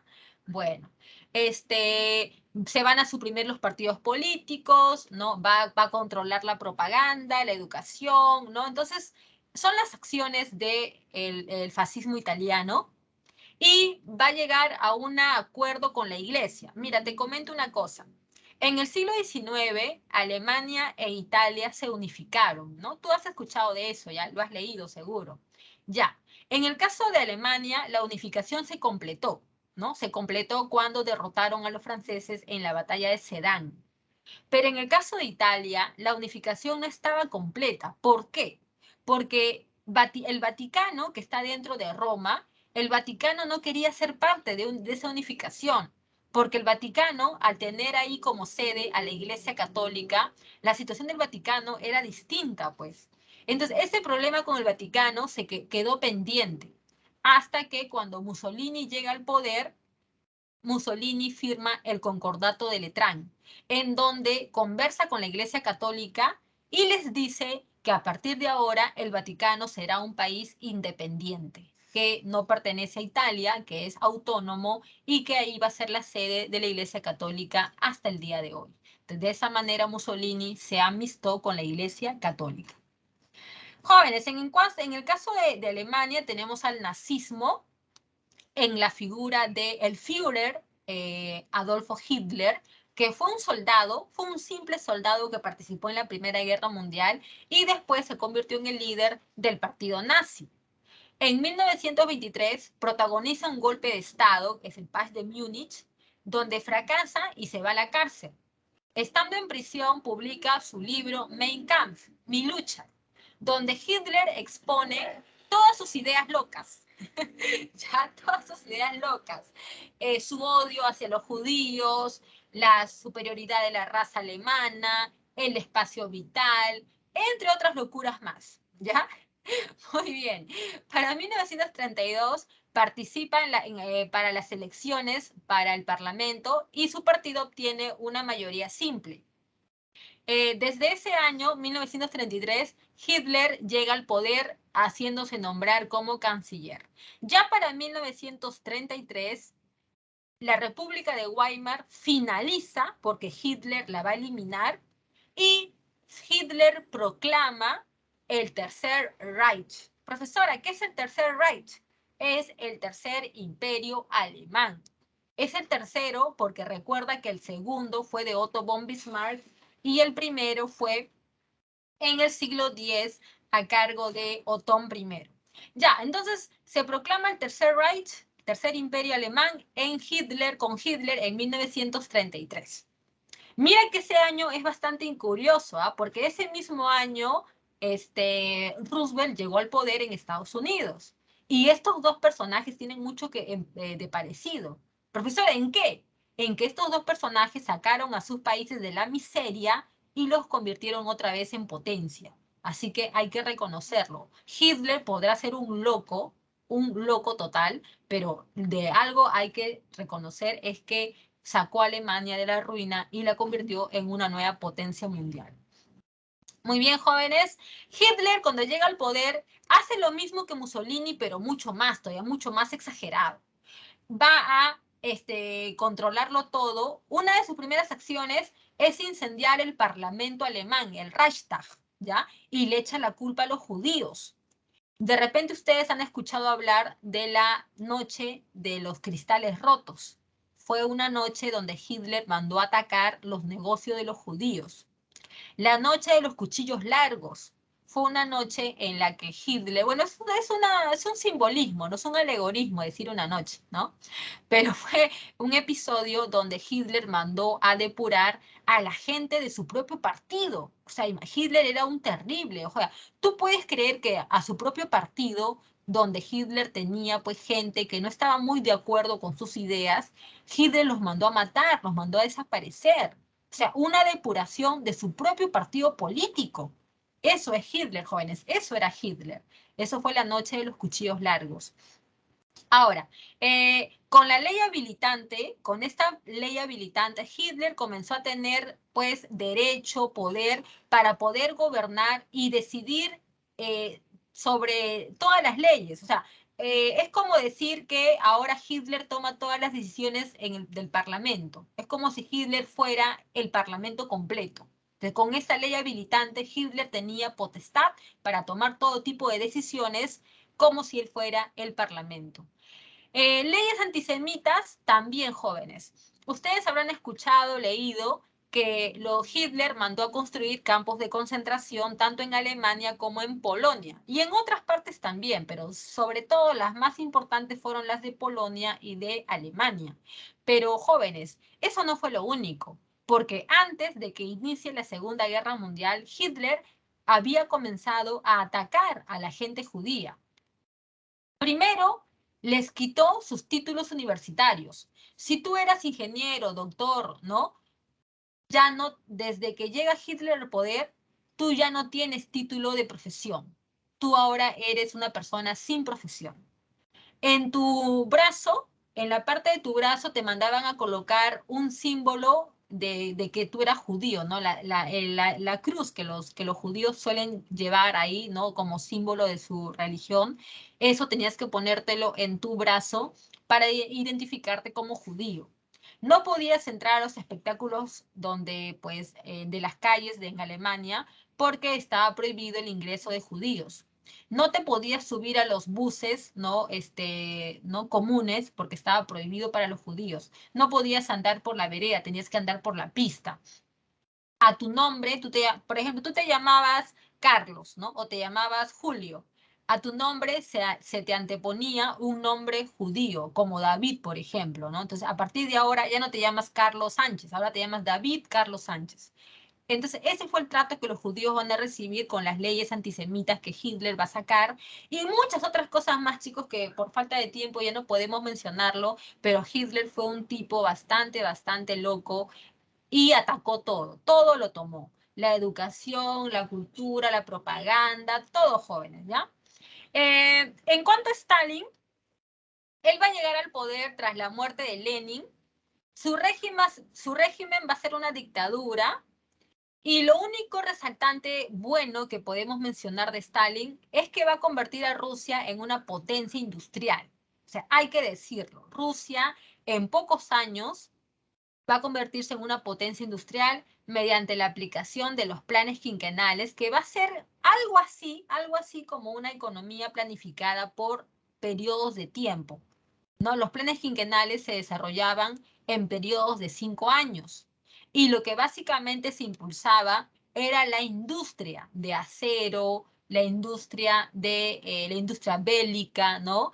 Entonces, la industria es lo que más se va a impulsar en Rusia porque es lo que te convierte en una potencia. O sea, si tú quieres ser una potencia, tú no puedes tener una economía pues agrícola, de exportación, como nosotros, pues, ¿no? Que nuestra economía principalmente es de exportación, ¿no? Si tú quieres ser una potencia, tienes que industrializarte, porque eso es lo que da plata. Entonces, en Rusia se va a impulsar mucho lo que es la industrialización, pero se va a descuidar el tema de la agricultura. Entonces, eso trae problemas. Vamos a hacer un ejemplo. Si tú enfatizas todo tu logística, todo tu mano de obra, ¿no? Si tú enfatizas más lo que es la industria y descuidas lo que es la producción agrícola, pregunta, ¿tú vas a comer acero? ¿Tú vas a comer hierro? No, pues sino tú tienes que comer alimentos que produce el campo. Pero tú has descuidado el tema de la agricultura, más te has preocupado en producir, en impulsar la industria. Entonces ahí vienen los problemas, que en las ciudades la gente trabajaba en las fábricas, ¿no? Pero la gente del campo no tenía prácticamente nada porque estaban totalmente descuidados. Y ahí comienza la gente a padecer de hambre y hay muchas muertes. En Ucrania es el caso más grave, ¿no? Porque son aproximadamente unas 10 millones de personas que van a morir de inanición en el régimen de Stalin. Y eso se recuerda hasta el día de hoy. Bueno, ¿qué pasó entre 1939 y 1945? La Segunda Guerra Mundial. A ver, tienes dos bloques. Tú ya los conoces. El eje o las potencias centrales son Alemania, Italia y después se une Japón. Los aliados, que antes eran la Triple Entente, ellos son Francia, Gran Bretaña, Estados Unidos y también la URSS. ¿Cuáles son las causas? Alemania, Italia y Japón tienen una política expansionista.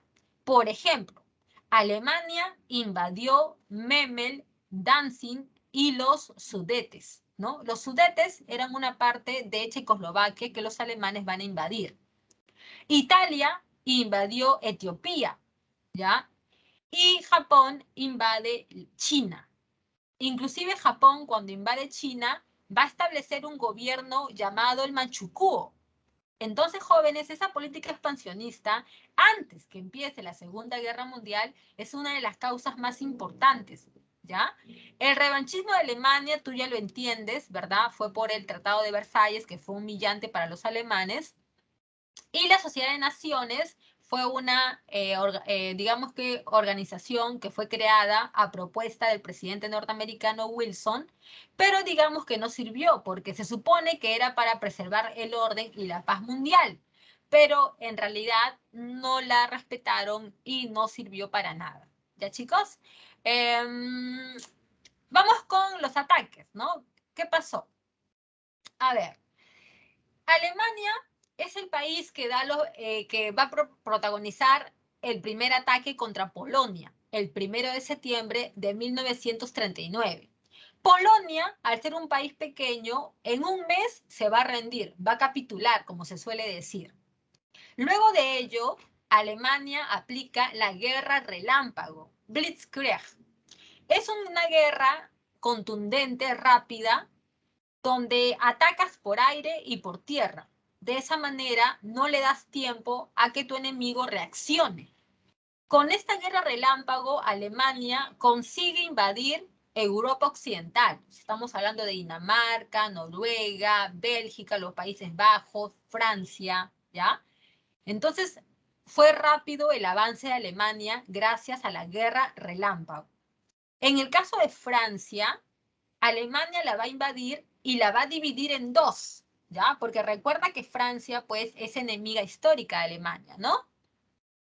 Claro, esa, bueno, cómo lo leemos, César? Luftwaffe, ¿no? Algo así, ¿no? Porque no sabemos alemán, nosotros no sabemos alemán, es muy complicado. Pero la Fuerza Aérea Alemana va a tener mucho que ver en todo lo que fue la Segunda Guerra Mundial, sobre todo para el ataque de Inglaterra, porque el ataque a Inglaterra va a ser totalmente aéreo, porque tú sabes históricamente que Inglaterra por tierra y por mar es bastante fuerte, o sea, sobre todo más por mar, porque Inglaterra, al ser pues un conjunto de islas, Inglaterra tiene un montón de puertos y pues en el mar está recontra preparada. Entonces, si tú quieres atacar a Inglaterra, es mejor hacerlo por aire. Entonces, el ataque a Inglaterra es una guerra totalmente aérea y recontra, digamos, no, destacada, ¿no? Porque van a ser varios meses que Alemania va a atacar a los ingleses y la Royal Air Force, ¿no? La Real Fuerza Aérea Inglesa va a resistir bastante, ¿no? Va a resistir bastante y Churchill, más adelante, él va a pronunciar una frase. Nunca tantos le han debido tanto a tan pocos, ¿no? O sea, haciendo referencia a los meses en que los ingleses lograron soportar los ataques aéreos de Alemania y no se rindieron, porque los ingleses no se rindieron ante los ataques de los alemanes, ¿no? Muy bien, estábamos diciendo que Francia fue dividida en dos. La parte norte de Francia fue una zona tomada por los nazis, mientras que la parte sur fue una zona liberada, una zona neutral, donde se estableció un régimen llamado el gobierno de Vichy, porque fue en la ciudad de Vichy donde se estableció ese gobierno que era pues neutral. En la práctica, el gobierno de Vichy también colaboró con los nazis. El ataque a Inglaterra, como te estaba comentando, fue pues aéreo, duró varios meses, fue contra las principales ciudades inglesas, pero los ingleses no se rindieron. Ahora, ¿qué pasa con la URSS? Una semana antes de que inicie la Segunda Guerra Mundial, Alemania y Rusia firmaron el tratado Ribbentrop-Molotov, donde se supone que se repartían zonas de influencia, como Polonia, por ejemplo, que se la repartieron en dos, la parte de Polonia oriental para Rusia y la parte de Polonia occidental para Alemania, ¿no? Entre otras partes de Europa Oriental que también se la dividieron, y además se comprometieron a no atacarse. Ni tú me atacas, ni yo te ataco. Ese tratado Hitler lo va a romper porque va a atacar, va a invadir a la URSS en la Operación Barbarroja, pero no le va a ir muy bien, ¿ah? O sea, en principio sí, ¿no? En principio los nazis van a avanzar, pero se van a quedar a las puertas de Moscú. Y es ahí donde comienzan los problemas. Algunos dicen que Hitler cometió errores tácticos. En lugar de mandar a tomar la capital, Hitler mandó a sus tropas hacia la zona del Cáucaso para poder tomar posesión de los pozos de petróleo. Mientras que otros dicen que el problema fue la llegada del invierno. Llegó el invierno a Moscú y los alemanes no estaban preparados para soportar ese invierno. Dicen que el invierno de Rusia es como si tú te metieras a tu refrigeradora, pero la parte donde tu mamá guarda la carne, esa parte donde sale pues ese humo, cuando tú abres y sale ese humo, ¿no? Así más o menos es el invierno ruso o hasta más todavía. Entonces los alemanes no estaban preparados. Y ahí están las anécdotas que cuentan los soldados. Dicen que cuando estaban en Rusia, para poder orinar, se hacían un hueco en sus pantalones con tal de no bajarse el pantalón, porque si tú te bajabas el pantalón, te daban unos cólicos que te podían matar. Entonces, son problemas que los alemanes van a vivir en territorio ruso y pues digamos que hasta ahí llegó el avance de los nazis, hasta ahí. En el caso del Pacífico, tenemos el ataque del Japón a la isla de Pearl Harbor, donde los norteamericanos tenían una base aeronaval. ¿Qué pasa con Japón, chicos? Mira, Japón, cuando terminó la Primera Guerra Mundial, los países hicieron acuerdos. Dentro de esos acuerdos, se estimó un límite para la producción de armamento. Japón comenzó a producir armamento por encima de lo permitido y Estados Unidos le llamó la atención. Le dijo, ¿no? Japón, estás produciendo más armamento del que se acordó. Pero Japón no hizo caso. Por eso es que Estados Unidos le embargó el petróleo, o sea, le quitó el petróleo. Japón sin petróleo no hace absolutamente nada. Y lo mismo pasa con los demás países industriales. Si a Estados Unidos tú le quitas el petróleo, se va abajo porque sí que el petróleo no funciona nada. Entonces Japón, al no tener petróleo, comienza a intentar invadir la zona del sudeste asiático, ¿no? Lo que es pues Birmania, Singapur, Indochina, ¿no? Malasia, toda esa parte que está en la parte, en el sudeste asiático, ¿no? Del continente. Pero hay un problema. Si tú quieres invadir el sudeste asiático, hay una amenaza muy cerca, en el Pacífico. Tienes una base militar de los norteamericanos en Pearl Harbor, ¿no? En esta isla de Pearl Harbor. ¿Qué tienes que hacer? Primero tienes que neutralizar la presencia de los norteamericanos en Pearl Harbor para que después puedas invadir el sudeste asiático sin amenazas.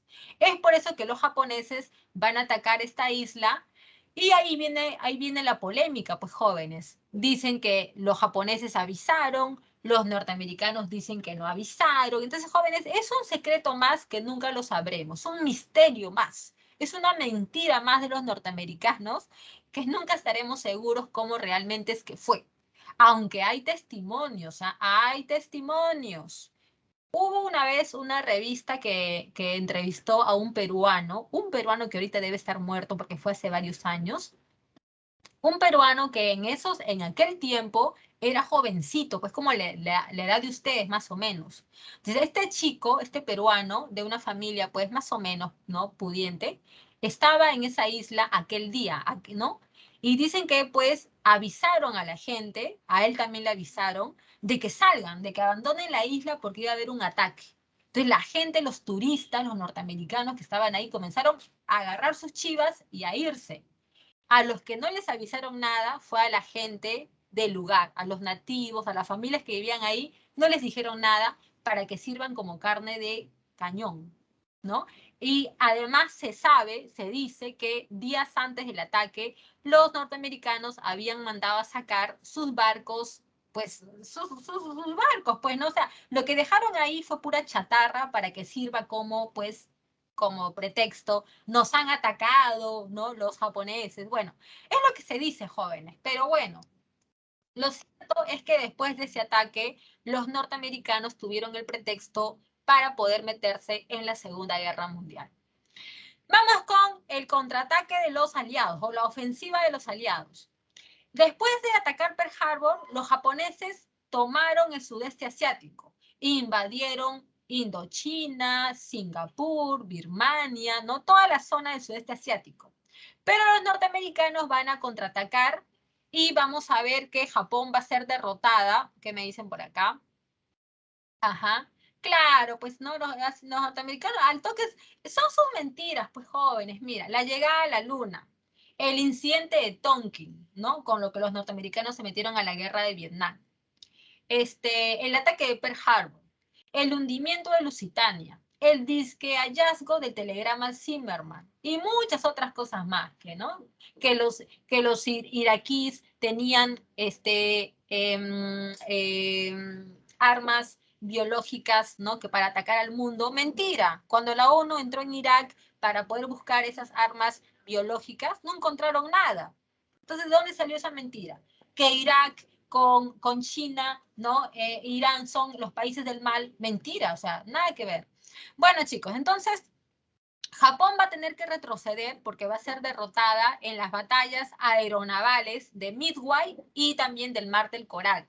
¿Ya? Así que Japón va a comenzar a retroceder por esas derrotas y en Rusia los nazis van a tener su primera, bueno, una de sus más importantes derrotas, por no decir que es la más importante, la batalla de Stalingrado, que hasta el día de hoy es la batalla más sangrienta en la historia de la humanidad, por la cantidad de gente que murió y por lo sangrienta que fue.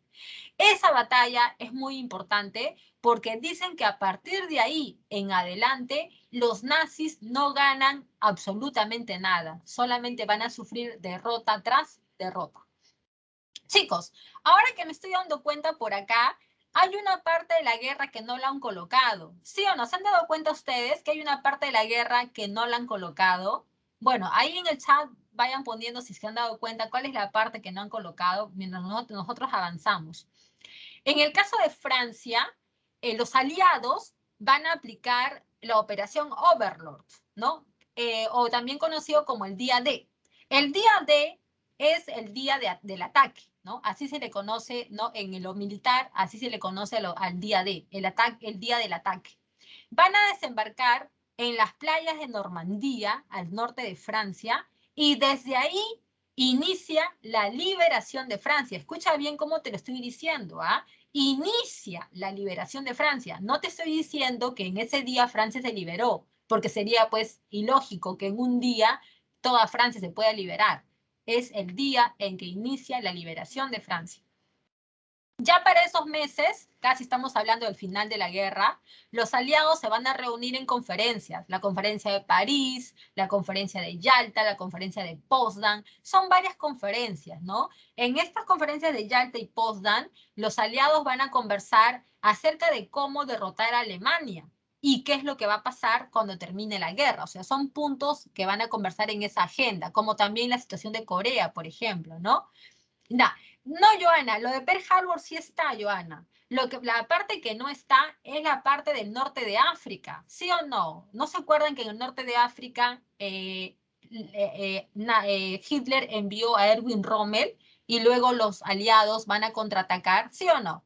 Ah, ya, la bomba nuclear todavía, ahorita vamos a llegar, César. Solamente les hacía recordar que no han colocado la parte del norte de África, ¿ya? Bueno, a ver, ¿qué me dice? Ya se acordaron seguro, ¿no? ¿Sí o no? Cuando los japoneses atacaron Pearl Harbor, como respondieron los americanos cuando destruyeron la isla de Hiroshima. Bueno, cuando Japón ataca Pearl Harbor, Estados Unidos ingresa a la guerra. Y pues se dan las batallas que están por acá, ¿no? La batalla de Midway y también hay otra que es la del Mar del Coral, donde los japoneses fueron derrotados. Ahora, cuando Japón es bombardeada, lo vamos a ver ahorita, ¿ya? Ahorita lo vamos a ver. Ya, jóvenes, antes del bombardeo de Japón, hay que mencionar algo que tú estás esperando, ¿no?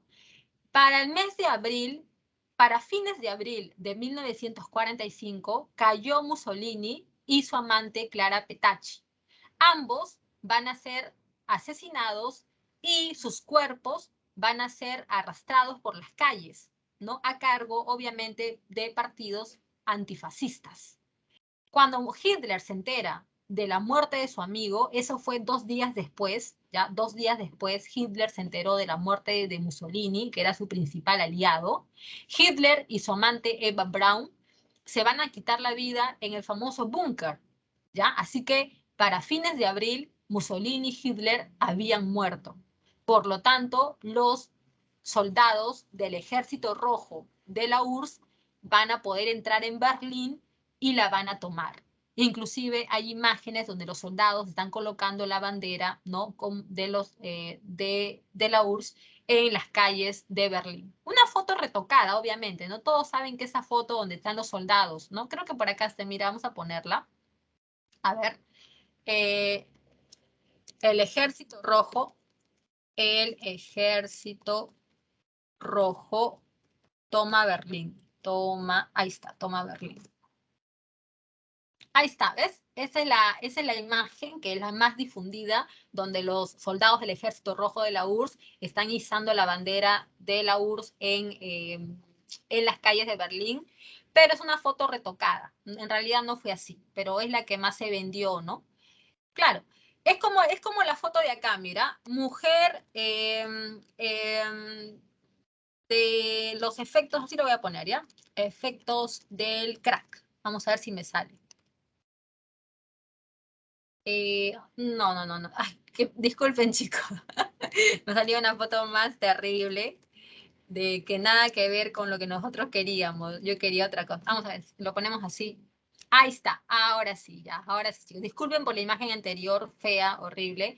Esta imagen que es la más difundida del crack del 29, donde sale esta mujer de 30 años nada más, que parece mucho mayor, es una foto retocada también, chicos, ya es una foto retocada porque en realidad no es así.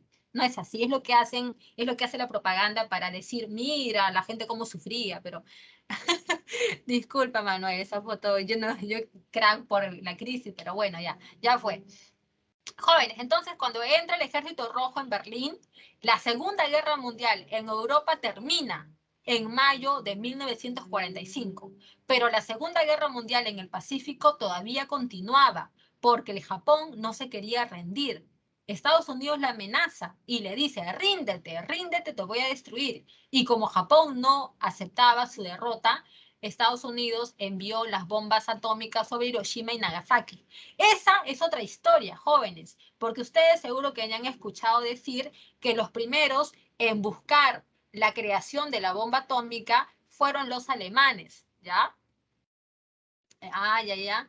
Ya, Joana, ya, un ratito. Entonces, los alemanes fueron los primeros en buscar crear la bomba atómica, pero hubieron científicos que avisaron a Estados Unidos acerca de los planes de Alemania. Entonces, Estados Unidos comenzó a fabricar su propia bomba atómica en el proyecto Manhattan y varios científicos alemanes y judíos participaron en la fabricación de esa bomba. Uno de ellos, el más conocido de la historia mundial, es Albert Einstein. Claro que no es el único, ¿no? Por ahí hay varios famosos, ¿no? Ahí está Oppenheimer, ahí está Enrico Fermi, que son pues los más resaltantes, ¿no? De este proyecto.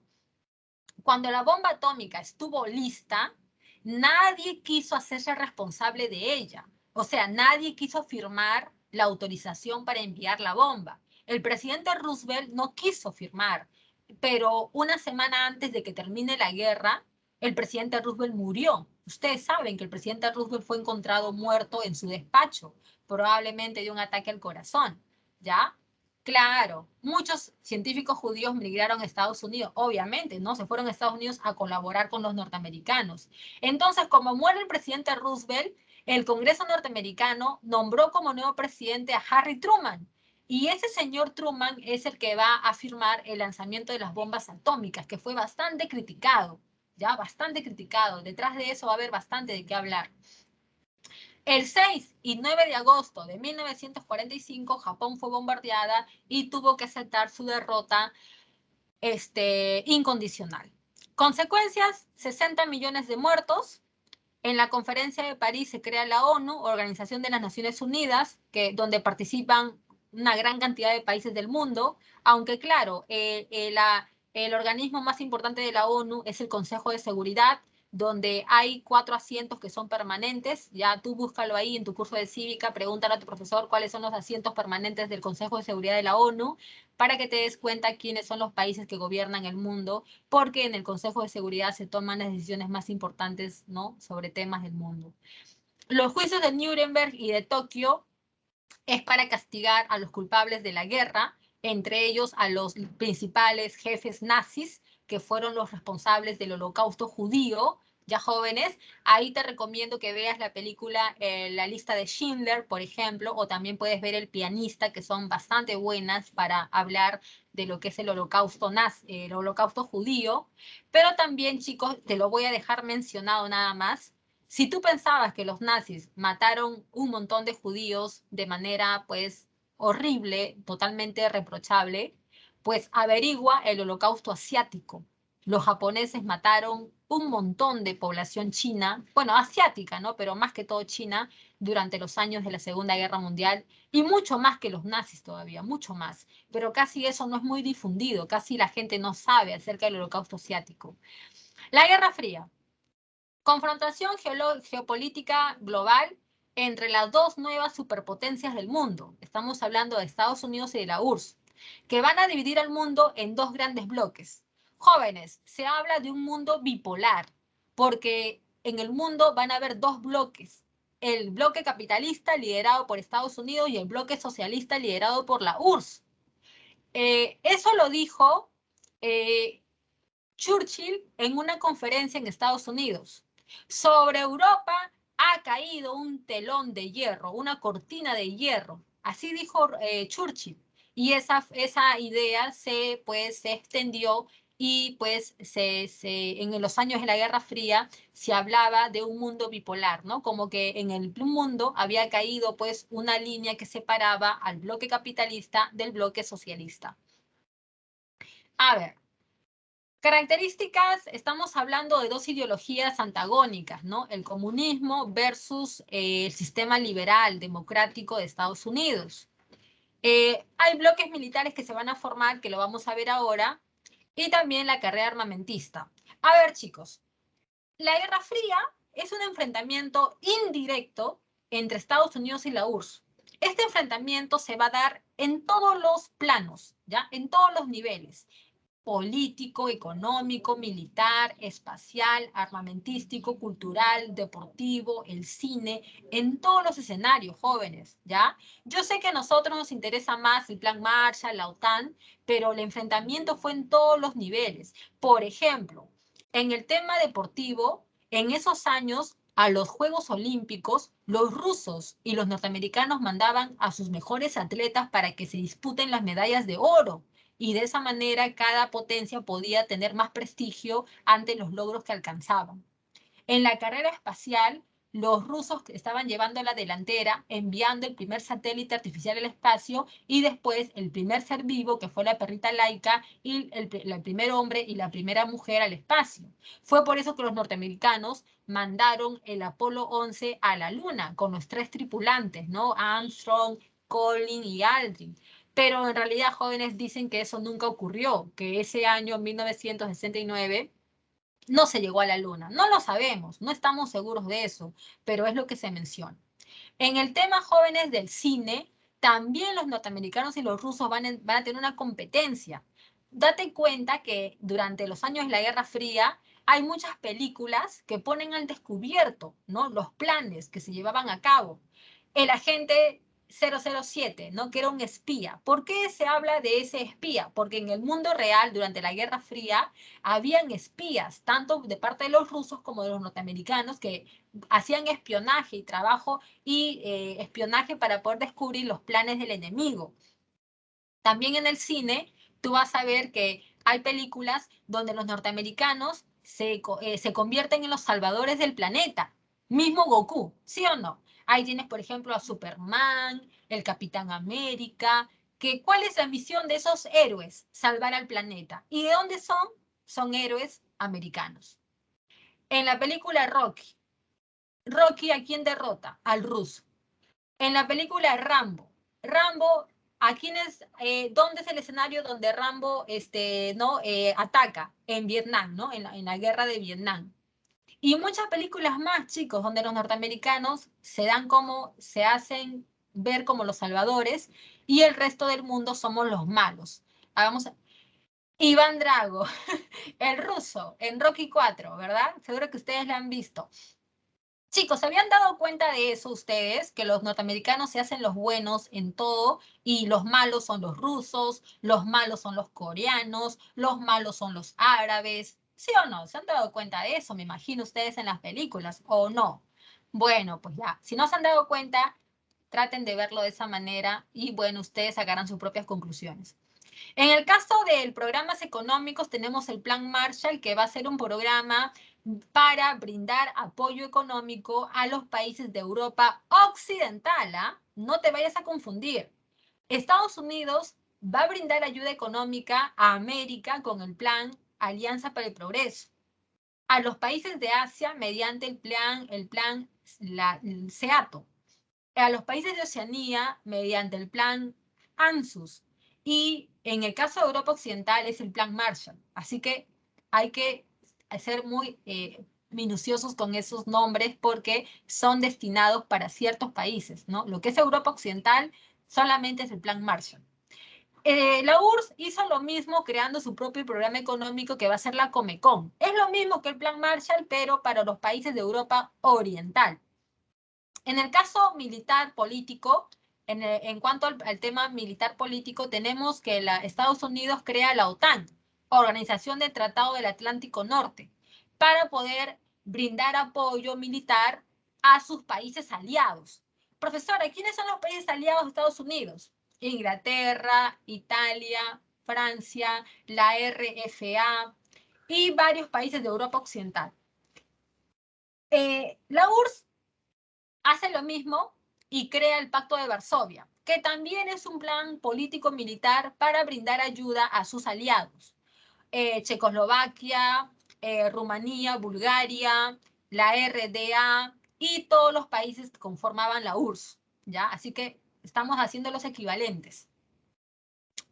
Jóvenes, ¿qué más podemos decir de la Guerra Fría? A ver, que van a haber guerras indirectas, jóvenes, como las que vamos a ver a continuación, ¿ya? Van a haber guerras indirectas y ahora lo vamos a tratar de ver. Después de la Segunda Guerra Mundial, varios países de África y de Asia se van a descolonizar. Van a aprovechar el contexto que se estaba viviendo en esos años. Por ejemplo, las potencias europeas como Inglaterra y Francia se debilitaron después de la Segunda Guerra Mundial y esa situación va a ser aprovechada por sus colonias para buscar sus independencias.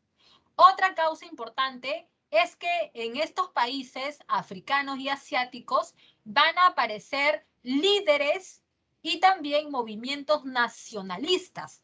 Por ejemplo, en la India tenemos a un partido liderado por Gandhi, es el famoso Partido del Congreso. Es un partido que va a impulsar la independencia de la India. En el caso de Indochina tenemos una guerrilla llamada Viet Minh, liderada por un líder, bueno, valga la redundancia, bastante popular, Ho Chi Minh. Y así podemos mencionar Indonesia, ¿no?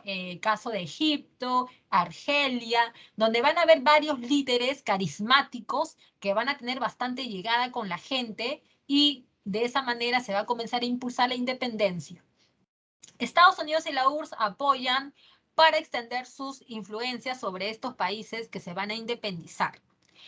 Vamos a ver solamente 2 casos por la falta de tiempo, ¿ya, jóvenes? En el caso de Asia, vamos a ver a India e Indochina. Solamente vamos a ver casos asiáticos, ¿no? La India era colonia de Inglaterra. Su principal líder de la independencia es Mohandas Gandhi, ¿ya? Y su resistencia es pacífica, como tú seguro que ya lo has escuchado. Profesora, ¿puede haber una resistencia pacífica? Sí, jóvenes, sí puede haber. Te voy a dar, digamos que las pautas para que tú también hagas tu resistencia pacífica. Número 1, aplica la desobediencia civil. No vayas a trabajar, no vayas a estudiar, no participes en las elecciones, no hagas caso a las autoridades colonialistas, no compres productos importados, realiza huelga de hambre, marchas, movilizaciones, tírate en los rieles de los trenes, ¿no? Entre otras cosas, ¿no? Eso, jóvenes, es una forma de resistir, de atacar, pero de forma pacífica.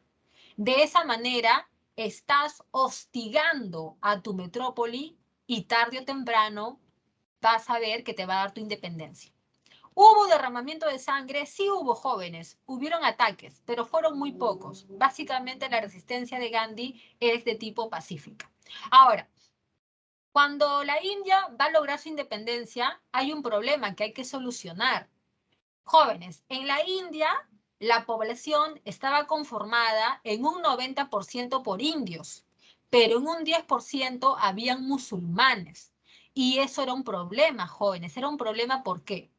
Imagínate que tú eres un musulmán de la India. Tú sabes que si la India se independiza, los que van a gobernar son los indios. Y tú eres musulmán. Tu cultura, tu religión es distinta.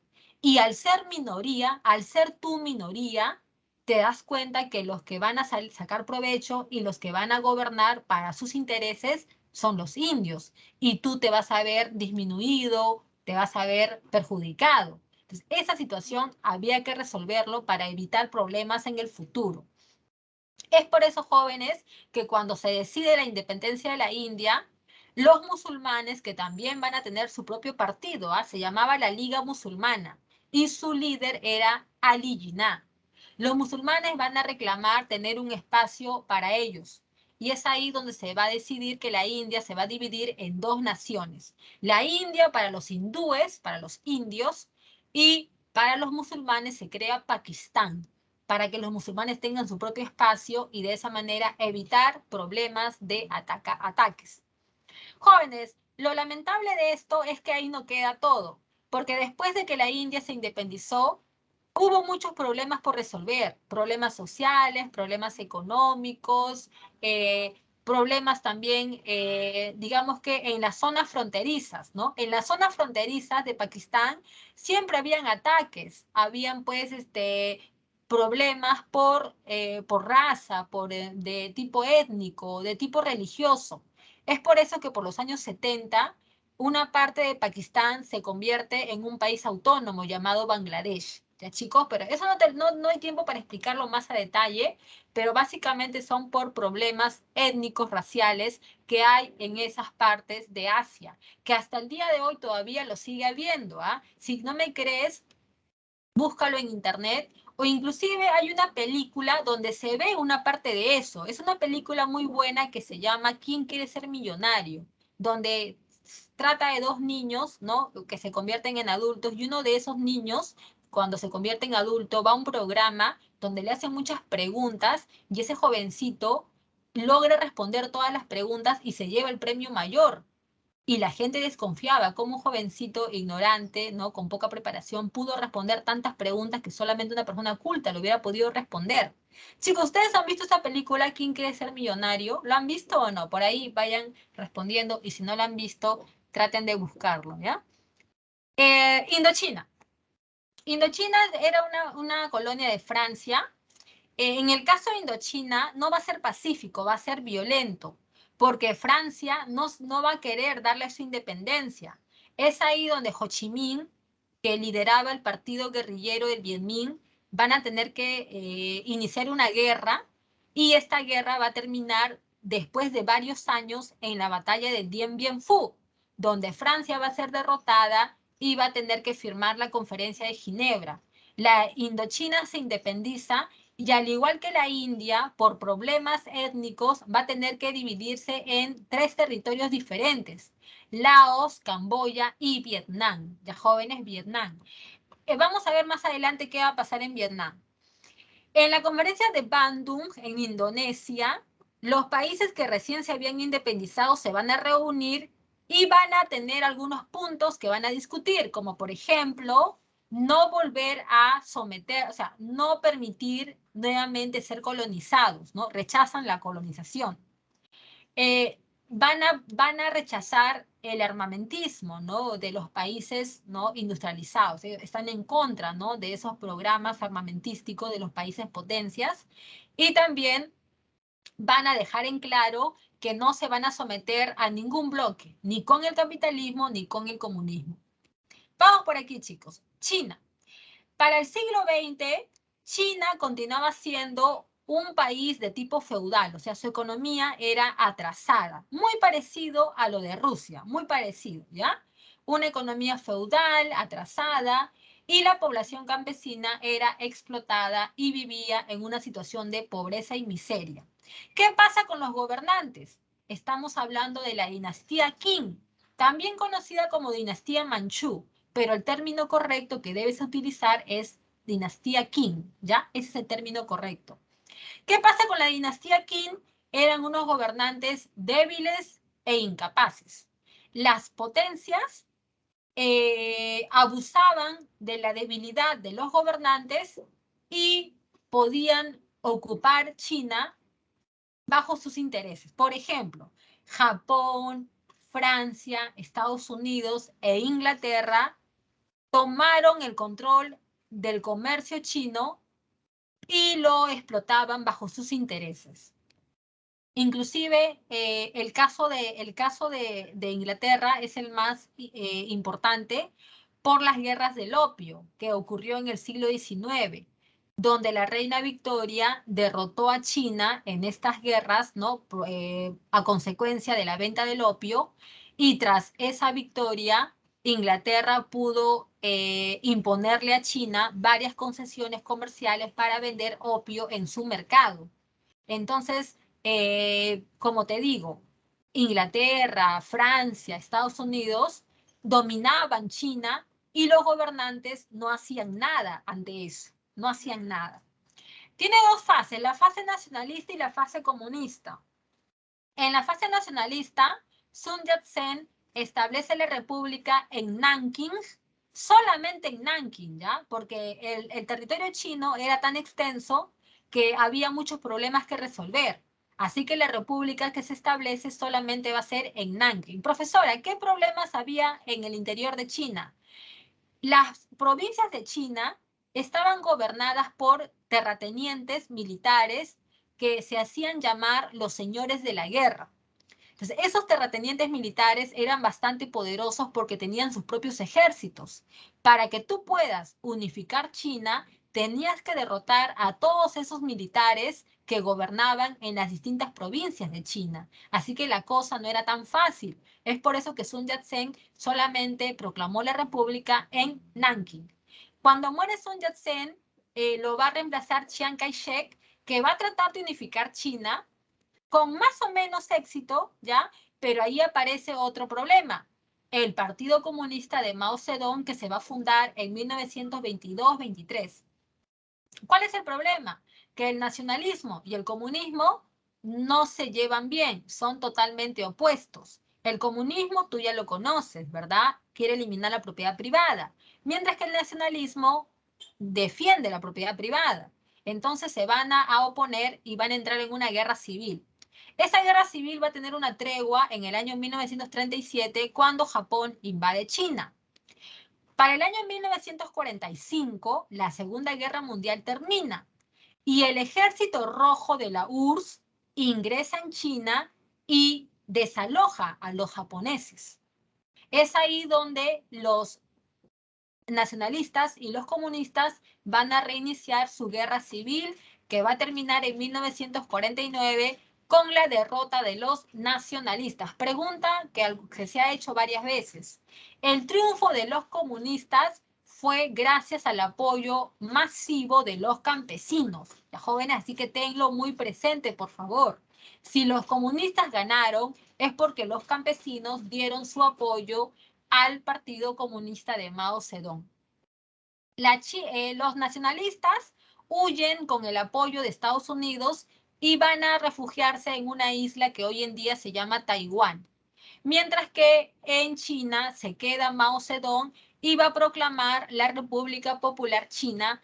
Y jóvenes, pues en el poder, Mao Zedong, hasta que el año que murió, que fue pocos años nada más, va a impulsar planes quinquenales muy parecidos a los de Stalin, ya muy parecidos. Inclusive se sabe que entre ellos hubo una serie de acuerdos, ¿no? Entonces se aplican planes quinquenales que van a industrializar a China, eso es cierto, la van a industrializar, pero va a pasar lo mismo que en Rusia.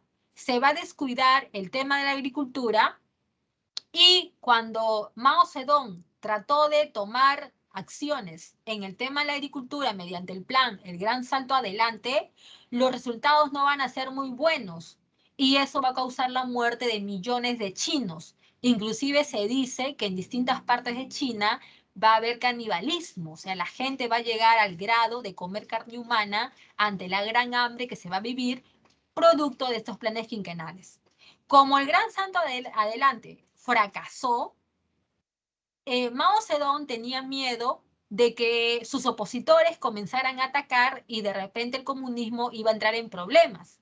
Es por eso que para reforzar las ideas comunistas en la población, Mao Zedong va a impulsar una revolución cultural para que desde las escuelas, ¿no?, y la propaganda se pueda impulsar las ideas comunistas. Se va a crear un libro que va a ser como la Biblia de los chinos. Es el famoso libro rojo comunista, que todos los chinos van a llevarlo como si fuera su DNI.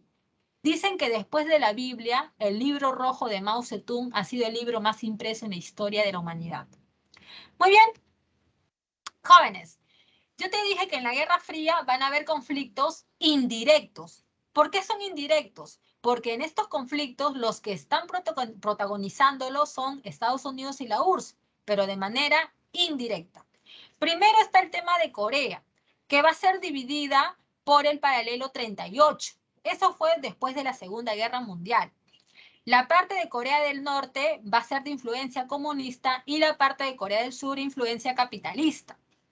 Va a haber una guerra entre ellas entre los años 1950 y 1953, donde inclusive hubo la amenaza de que Corea del Sur iba a enviar una bomba atómica contra Corea del Norte. O sea, eso fue propuesta de este militar norteamericano, MacArthur, ¿ya? Este militar MacArthur propuso al gobierno le enviar una bomba contra Corea del Norte, pero el gobierno norteamericano se opuso y eso no llegó a darse, ¿no? No se llegó a dar, pero hubo esa amenaza.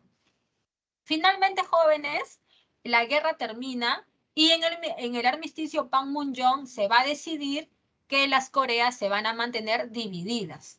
Entre ambas Coreas hay una zona que las separa, es una zona fronteriza que las separa y dicen que es una zona militarizada por donde nadie puede pasar hacia el otro lado. Hay torres de vigilancia a las 24 horas y es una zona de mucha tensión en Corea y para el mundo entero, chicos. ¿Ya? Tú dices, profesor, esos problemas son de Corea, no tienen nada que ver con nosotros. No es así. Porque imagínate que Corea del Norte con sus misiles, porque tú sabes muy bien que el gordito de Corea del Norte, Kim Jong-un, ha creado misiles, ¿no?, de largo alcance que ponen en jaque, ¿no?, la estabilidad de Asia. Porque si Kim Jong-un mandara uno de sus misiles a Corea del Sur buscaría el apoyo de Estados Unidos y de la ONU, y Corea del Norte buscaría el apoyo de China y de Rusia, y eso podría convertirse en una nueva guerra mundial. Entonces, las zonas jóvenes que hay en el mundo donde actualmente hay tensión es para todo el planeta, chicos. Ya no hay guerras regionales, las guerras regionales pueden convertirse en guerras mundiales. La guerra de Vietnam va a ocurrir cuando en la conferencia de Ginebra se dividió a Vietnam en dos por el paralelo 17. La parte de Vietnam Norte, influencia comunista, y la parte de Vietnam Sur, de influencia capitalista. ¿Cuál es el problema? El problema es que en la conferencia de Ginebra se estableció que Vietnam tenía que hacer elecciones para decidir qué tipo de gobierno iban a establecer. Estados Unidos tenía miedo de que esas elecciones se dieran y que el comunismo triunfara en Vietnam.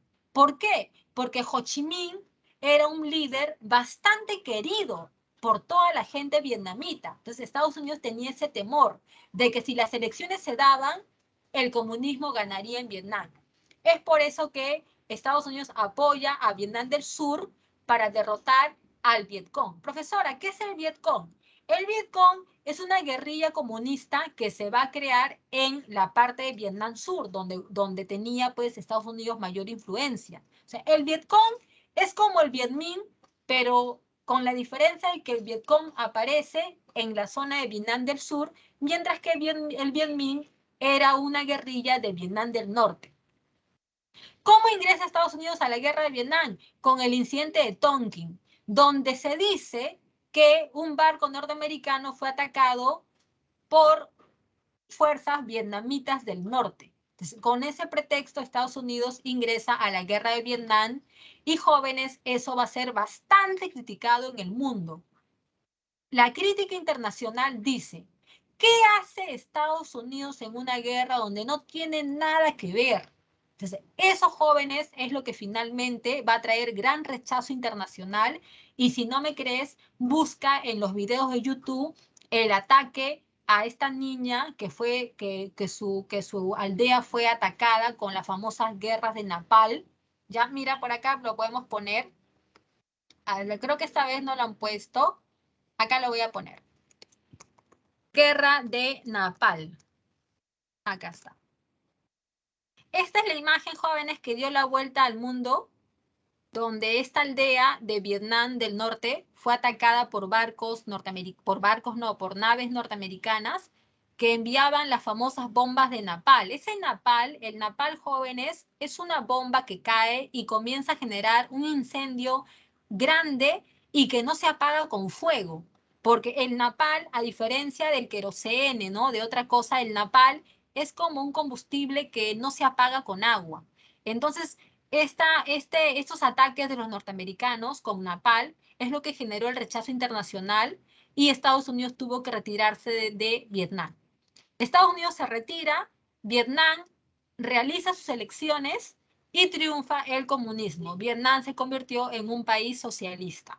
Puedes mirar las películas de Rambo que se pasan en la guerra de Vietnam, o si quieres también puedes mirar esta película Forrest Gump, donde hay una parte donde Forrest Gump va a Vietnam a participar de la guerra.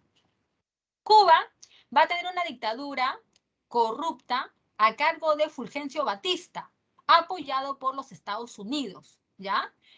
Estados Unidos, desde que Cuba se independizó de España, Estados Unidos apoyó a la independencia de Cuba, eso es cierto, ¿ya? Pero tú sabes que Estados Unidos no hace nada porque es bueno, ¿sí o no? O sea, no es amor a chancho, sino chicharrón. Cuando Estados Unidos apoyó la independencia de Cuba, fue porque quería tener injerencia en su economía, sobre todo para poder explotar su azúcar, porque en Cuba había un montón de azúcar. Entonces, Estados Unidos, desde que Cuba se independizó, Estados Unidos va a tener total dominio sobre la isla de Cuba. Aparece un grupo revolucionario a cargo de Fidel Castro, es el famoso grupo que va a tratar de tomar el poder, pero van a fracasar, ¿ya? Van a fracasar, y es por eso que Fidel Castro se va a la cárcel, sale de prisión, y cuando Fidel Castro llega a Estados Unidos, digamos que Fidel Castro se va a conocer con Ernesto Guevara, con Camilo Cienfuegos, y van a retornar a Cuba para intentar otra vez tomar el poder. Jóvenes, finalmente para 1959, los revolucionarios van a tener éxito y van a tomar La Habana, y ante ello, pues, triunfa la revolución cubana de Fidel Castro.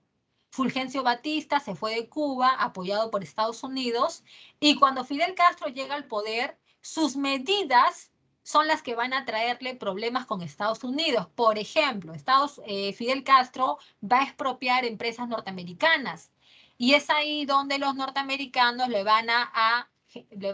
ya, ahorita terminamos, es ahí donde Estados Unidos le va a dar este bloqueo comercial a Cuba.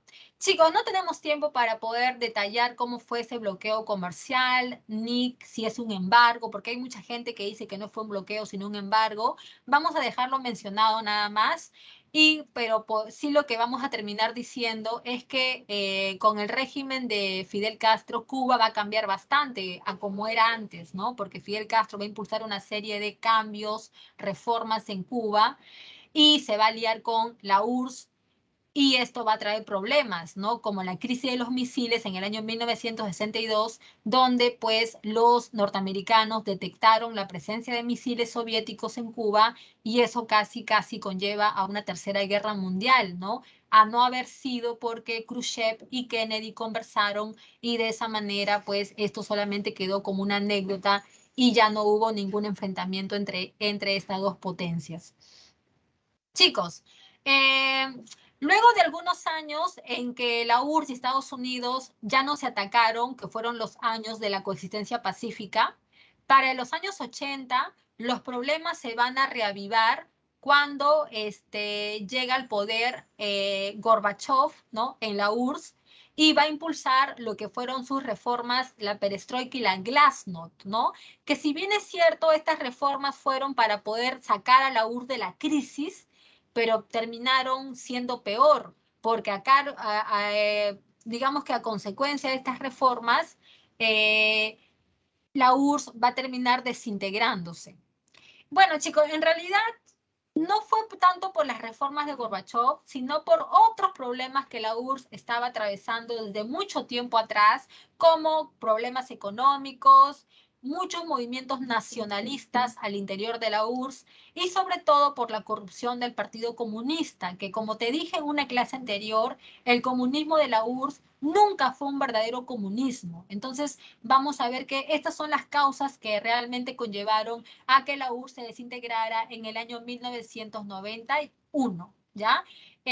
Alemania se va a terminar reunificando después de varios años. Recuerda que en el año 1961 se levantó el muro de Berlín para separar a las dos Alemanias, a la RFA capitalista y a la RDA socialista, y finalmente en el año 1989 cae el muro de Berlín y Alemania se reunifica en el Tratado de Moscú, o también llamado 2+4, ¿ya? En este nuevo orden mundial se acabó la Guerra Fría, aunque la tensión ideológica todavía continúa entre este y oeste. Han aparecido los tratados de libre comercio, que son los TLCs ¿no? en el mercado mundial. La hegemonía económica actualmente lo tiene pues China con Japón, la Unión Europea y Estados Unidos, que todavía la lidera. Eh, Chicos, y bueno, acá terminamos ya con esto, ¿no? La guerra del Golfo Pérsico que fue una guerra por petróleo, que terminó con la derrota de Irak, ¿no? Y China, que en los últimos años se ha convertido en la principal competencia de Estados Unidos. Los chinos están en todo el mundo. Si no me crees, anda a tu cuarto, anda a tu baño, anda a tu cocina, fíjate en alguna cosa que hayas comprado, busca dónde fue hecho, y todo dice Made in China. Made in China. Así que los chinos están en todo el planeta. Su economía es una de las mejores del mundo, por no decir que es la mejor del mundo actualmente, y se teme que en algún momento desplace a los norteamericanos. Así que anda estudiando chino mandarín y ya no pierdas tiempo estudiando inglés. Mentira, chicos. A ver, la número 1, por favor, marca la C. Marca la C en la número 1. En la número 2, marca la D, de dado. En la número 3, marca la B de barco. En la número 4, la C de casa. Y en la número 5, la A de avión. A ver, ya sé lo que me van a pedir. Disculpen, ahí está la línea de tiempo, jóvenes, para que en el video les pueda salir la línea de tiempo y pues les ayude para que repasen. Chicos, lamento no haber llegado a tocar todos los temas como hubiéramos querido, es porque son demasiados puntos, chicos, lo lamento de verdad, esas partes que quedaron ahí. Vayan al multichat para que un poco aclaren algunas dudas que por ahí han quedado seguro y nos reencontramos el siguiente miércoles para nuestra última clase de Historia del Perú. Ya chicos, cuídense mucho, gracias por estar ahí siempre y pues estudien bastante. ¿Ya? Gracias chicos, nos vemos, cuídense mucho. Hasta el otro miércoles.